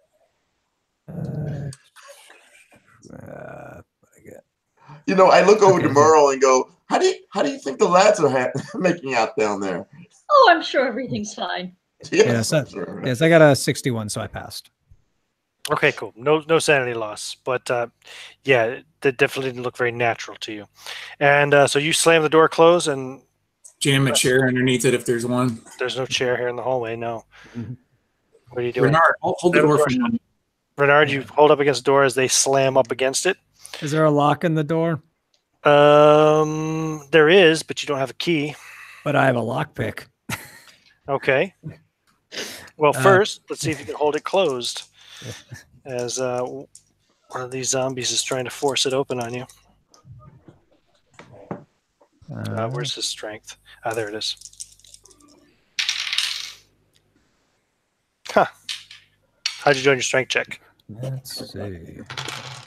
Can he roll with advantage because I'm helping? No, I thought you were going to look for a chair. Okay. I'm going to look for a chair. Didn't you say that? I might have misunderstood. No, I'm good. Told him to hold the door closed because you were going to look for a chair, I thought, right? Something to bar the door with, but you said Yeah. there wasn't anything, so I was kind of stuck. Not in this room, not in this hallway, right? Gotcha. You could open one of the other doors if you want. Okay, Sure. so I got a 27. Okay, so you're holding the door as this heavy body slams up against it. You feel the door jerk a little bit. You're able to hold it closed. Where are you going, Carmichael, as he's fishing out a lockpick to try to lock the door shut? Closest door? There's one immediately on your left, and there's one immediately on your right, if you look at the map there. The left is never right, so I'm going to choose the right. Okay, so as you're facing that door, the one on the right is basically the south end of the thing. You open it up, and that opens into the guards' quarters. There's a bed, there's a desk and a chair, there's a dresser, there's a little bookshelf. Is there a guard? There's no guard because he is in the residential area at the moment. He's going to grab the chair and run back to the other one. Okay. As he does that, you're grabbing your lockpick. Give me your locksmithing roll, please. Okay. Oh, that's good. Okay, that's okay. So I got a 22 out of 45. So that's a hard success. Okay, yep. You jam the lockpick in and kind of get the thing to lock and kind of snap it off a little bit in there. So that'll be hard to undo. And you've locked the door. Okay. As Carmichael runs up and slams a chair up under the knob as well. You can hear them flailing against this door. Hopefully they get bored. Hopefully they get bored with that. We still have more places where we have to look around here. I think we're done looking around. As he says that, you hear the cracking of wood as part of the door kind of breaks under the pressure being slammed against it from the other side. Frau, did you hear something? Prudence is a wonderful name and an action, and we should take part of it and leave. If we're going to leave, we have to make this look like we weren't here. That chair can't be there. Get it out of the way, put it back, and then we leave. Hey, No. who are you? You hear a voice call from down behind you, down the hall, back towards the way you came in, and you see a man standing there. Do we hear any of this? No, Okay. Ignorance is bliss. the man. I have a picture of him too. Uh-oh. That man. Wow, he is unattractive. You didn't say there were going to be deep ones here. It's not deep. That's not deep one. That's Dagpo. No. Which is Chinese for deep one. I don't know. And Okay. he has a gun in his hand. Oh, okay. Well, we're not getting out of here easily. And we're basically at a. I said, "Who are you?" Yeah. Okay, just to verify or to clarify, where on the map are we physically at this moment? You are, if you look at the L-shaped block of buildings there, that's actually the offices, which I thought was the residence, but that's the offices. You are at the end of the hall, straight across from the entrance. Yeah. Okay. I think it's all the way where the blue stuff is. Right. Almost, yeah. That's where the right corner there, where the blue stuff is the blocks of ice, and that's the room with the 5 zombies in it that are trying to break down the door, which you're standing right beside. This man is standing in front of the door on the right side again, just where the T-junction is, basically. And he's pointing a gun at you. Okay. So, yeah, we don't really have a... You trespassers! Yeah. Surrender! He fires a shot into the ground by your feet. No, we're not trespassers. Wait, like I said, we wanted. Yeah, we're here for a meeting. Yes, we're just here for a meeting. Okay, did we hear that gunshot? Now, back in the residence area, in the living room where you guys are sitting, Mr. Carver has just come out with Terrence. He says, very well, Terrence. He says that'll be all. And so Terrence will leave to go walking back over towards the reception area. And Mr. Carver will say, now, Mr. Von Zorn, I believe you wanted to talk about some imports from Prussia, yes? Actually, I was talking about from China. From China? Yes, I have into Prussia, into my family. We've had some. My family has holdings. I'm sure you heard of Von Zorns of Prussia, Panamanian. There is a certain item that may be, how shall we say, wanted by the local authorities in China. Now you all hear the gunshot, and Carver looks and says, "Oh, wait, Frederick!" And you hear the sound of somebody coming running down the hall from the residence as the door bursts open into the living room where you are, and the rather large man. Oh, none of you saw him last night except for Renard, I'm afraid. But yeah, and a larger man comes in who looks a lot like his brother, but bigger and younger. There we go. There he is. Just fucking got the whole damn family awake now. Oh, he doesn't look pleasant. Frederick Carver enters the room as well. Okay. Frederick, go check that out. I think there's a problem that came from the offices. Is there a problem? Is there a problem? He says, did you bring anyone with you? Yes, Madam Frau Zorn. I mean, Frau Morrow. She looks absolutely mortified. Yeah, I do too. I'm like, what's going on? Timothy pulls out a double Derringer, a little pistol, and says, wait here for your own safety. And Frederick goes rushing out the door. Are we in danger? Perhaps. Stay here. Perhaps we should call the police. How close are we to the door with the chair? You are right next to the door with the chair. I'm going to jerk what's-his-face into Renault into the room next to it and kick the chair out of the way and close the door. The room that you got the chair from, you mean? Yep. Right. So, okay, so you're going into the guards' rooms. That's the one at the south end of the hall there, yeah? Yeah, as we do the, kick the chair out so that the other door is able to be opened. Right. Okay. And then you guys duck into the guard room. As you do that, like Dagpo will raise his pistol and fire at you, but he won't hit you, I don't think. Wait, maybe. What's his pistol at? Pistol. Oh, actually, maybe. Do you want to roll a dodge roll for me there? Indeed. Yeah, he's firing at you, Carmichael. Stand by. It is a 46. Let me see what I've got. Oh wait, you can't dodge. You can don't jump for cover. Yeah, so it requires a successful dodge roll. Is that a success? It is a success. If I pay 2 luck, and I will. Okay, yeah, you can do that. So you duck into the room just as he fires, and the bullet hits part of the door as you slam it shut. Renard, he pushed you into the room first, and kicked the door away from the meat room. So as you do so, you guys duck into them. You guys hear another gunshot over in the residence. Timothy Carver is still standing in the doorway, holding his derringer and looking out to see what's going on. Inside now in the guards' quarters, there is, unfortunately, there's no window here, I don't think. No window, just one door, only one exit, but you are now on the other side of that door. And you hear lots of noise in the hallway as the zombies kind of pour out. You hear, did you say you speak Aklo? Yes.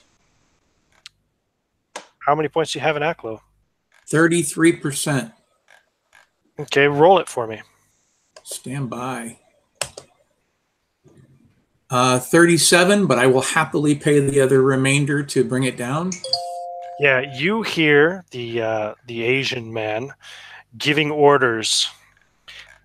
They're in the room there. Go in there and get them. And what are you guys doing? Bar that door. There's like a little kind of dresser, like vanity lake looking thing. It looks like almost right next to it there. You can slide over. Yeah. And I guess see if there's a weak section of wall. See if we can punch through.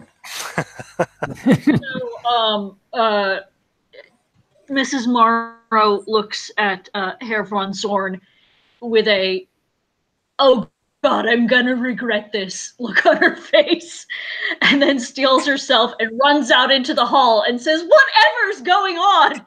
and is going to run towards the sound of the gunshots to try and create a big distraction as people try to. You're gonna have to run past Timothy, and he's gonna try to stop you. So okay. We will call it brawl checks, basically. What's that? Brawl checks, fighting brawl. Okay. By the way, when she does that, and he turns and looks at grab her, I'm just letting you know what my plan action is. Sure. Yep. When he does that, I'm going to take my revolver out and cock him from behind. Cool. Okay. How did you do on your brawl check there, Alice? I rolled a 2. Nice. Whoa. Yeah, you like actually bowl him over. Yeah, nice. He loses his balance and he kind of falls down the stairs a little bit into the warehouse as you kind of run past him, screaming, "What's going on?" As you do so, you just see Frederick basically running into the office section. Terrence is coming away from the reception saying, "Please, miss, please, it's not safe." What's going on? What are you doing, Von Zorn? I assume he's got his back to me. He's looking at her, trying to get, and he's been knocked over by her. Yeah, he's trying to get back up off the ground now. All right, and I guess I would get a bonus dice, huh? Sure, absolutely. I'm hitting him from behind with the butt of my revolver. Okay, go for it. Full cocking. Yep. I am letting you know now. I'm going to use luck if nothing else. Fighting brawl. I got 41. That's enough. That's enough. I'm going to use 20 points of luck so I can get a hard success. Okay. So I can get max damage. To extreme success to do max damage. I thought it was what's hard. I thought it was extreme hard max damage plus roll again for. That's for an extreme success, not a hard success. Then what's one hard? fifth of your total. What's your melee? What's your brawl skill? Brawl is 35. So you would need a 7 or lower for the. Right. Is that what you're spending the 20 for? Yeah. So 20 brings it down to a 7. Actually, make it 18. So it'll be a 7. Okay. 18. Yeah. Sorry, I think you were confusing what hard and extreme were. Hard is like half or less of your skill. Extreme is 1/5 of your skill. Right, but if you hit a hard, what's the damage for a hard success? Just normal damage. Okay. All right. Yeah. Yep. Extreme success does critical damage. So Okay. now what that does with a blunt weapon is it's going to do just maximum damage. So it's we're going to call this, I think, like a large club. Mm-hmm. What's the damage on a large club? Hold on. 1d. It's should be 1d6, right? Might be 1d8. That's why I just want to double check real quick here. Weapons tables. Plus damage bonus. Yeah, we'll call it 1d6 plus 1 plus damage bonus. Okay, so you say 1d8 or 1d6? 1d6. So it does max. So it's 6 plus right. 1. Plus, and what's your damage bonus? 3. So 3. max. So 6, 7, 8, 9, 10. Okay, he has to make a Constitution check to stay conscious, and he does not. You knock him right out, and you also did 10 points of damage total to him. Okay, I pick up his weapon. But your damage bonus is a D3. It should be D4, right? No, it's 3, right? Really? See, I think it's a 3. All right. Well, Can we anyway, say 3? Yeah, it's just a 3. you knocked him out. He's out. He's unconscious. Mhm. That's the important thing. All right, so boom. Now, does Peg notice that? He does not, because he's too distracted trying to stop Miss Morrow. Okay. Moving towards her, hands up. Miss Morrow, get back in the residence. It's not safe. What's going on? I don't understand. Intruders. We're being robbed. Intruders. Are we being robbed? Do I need to worry that I'm about to be robbed? And he's going to come forward and try to grab you. Okay, I'm going to, and when he does that, I'm going to walk up behind him. It's right. Sure, why not? That's 24. Wow, that was a lot of luck. That was a lot of luck. You can resist with a brawl check, Alice. Okay. I got a normal success for him, so That was a lot of luck. How crazy this is going to be. That's a lot of luck. Dude, I want to screenshot this and show this to you. I'm using the Wizards of the Coast dice roller, and on a D100, I just got a 3. nice. Okay, cool. Yeah, you managed to slip out. He tries to grab you, but you slip out of his grip real easily. And what are you doing to him? I think you have initiative over Von Zorn. No, you guys are on the same initiative, so you'll act simultaneously. Does he notice me? No, he was too distracted trying to stop Miss Morrow from running out. Okay. And I got bonus dice on this guy too, or not? Sure. Okay. Same thing, CoC7e.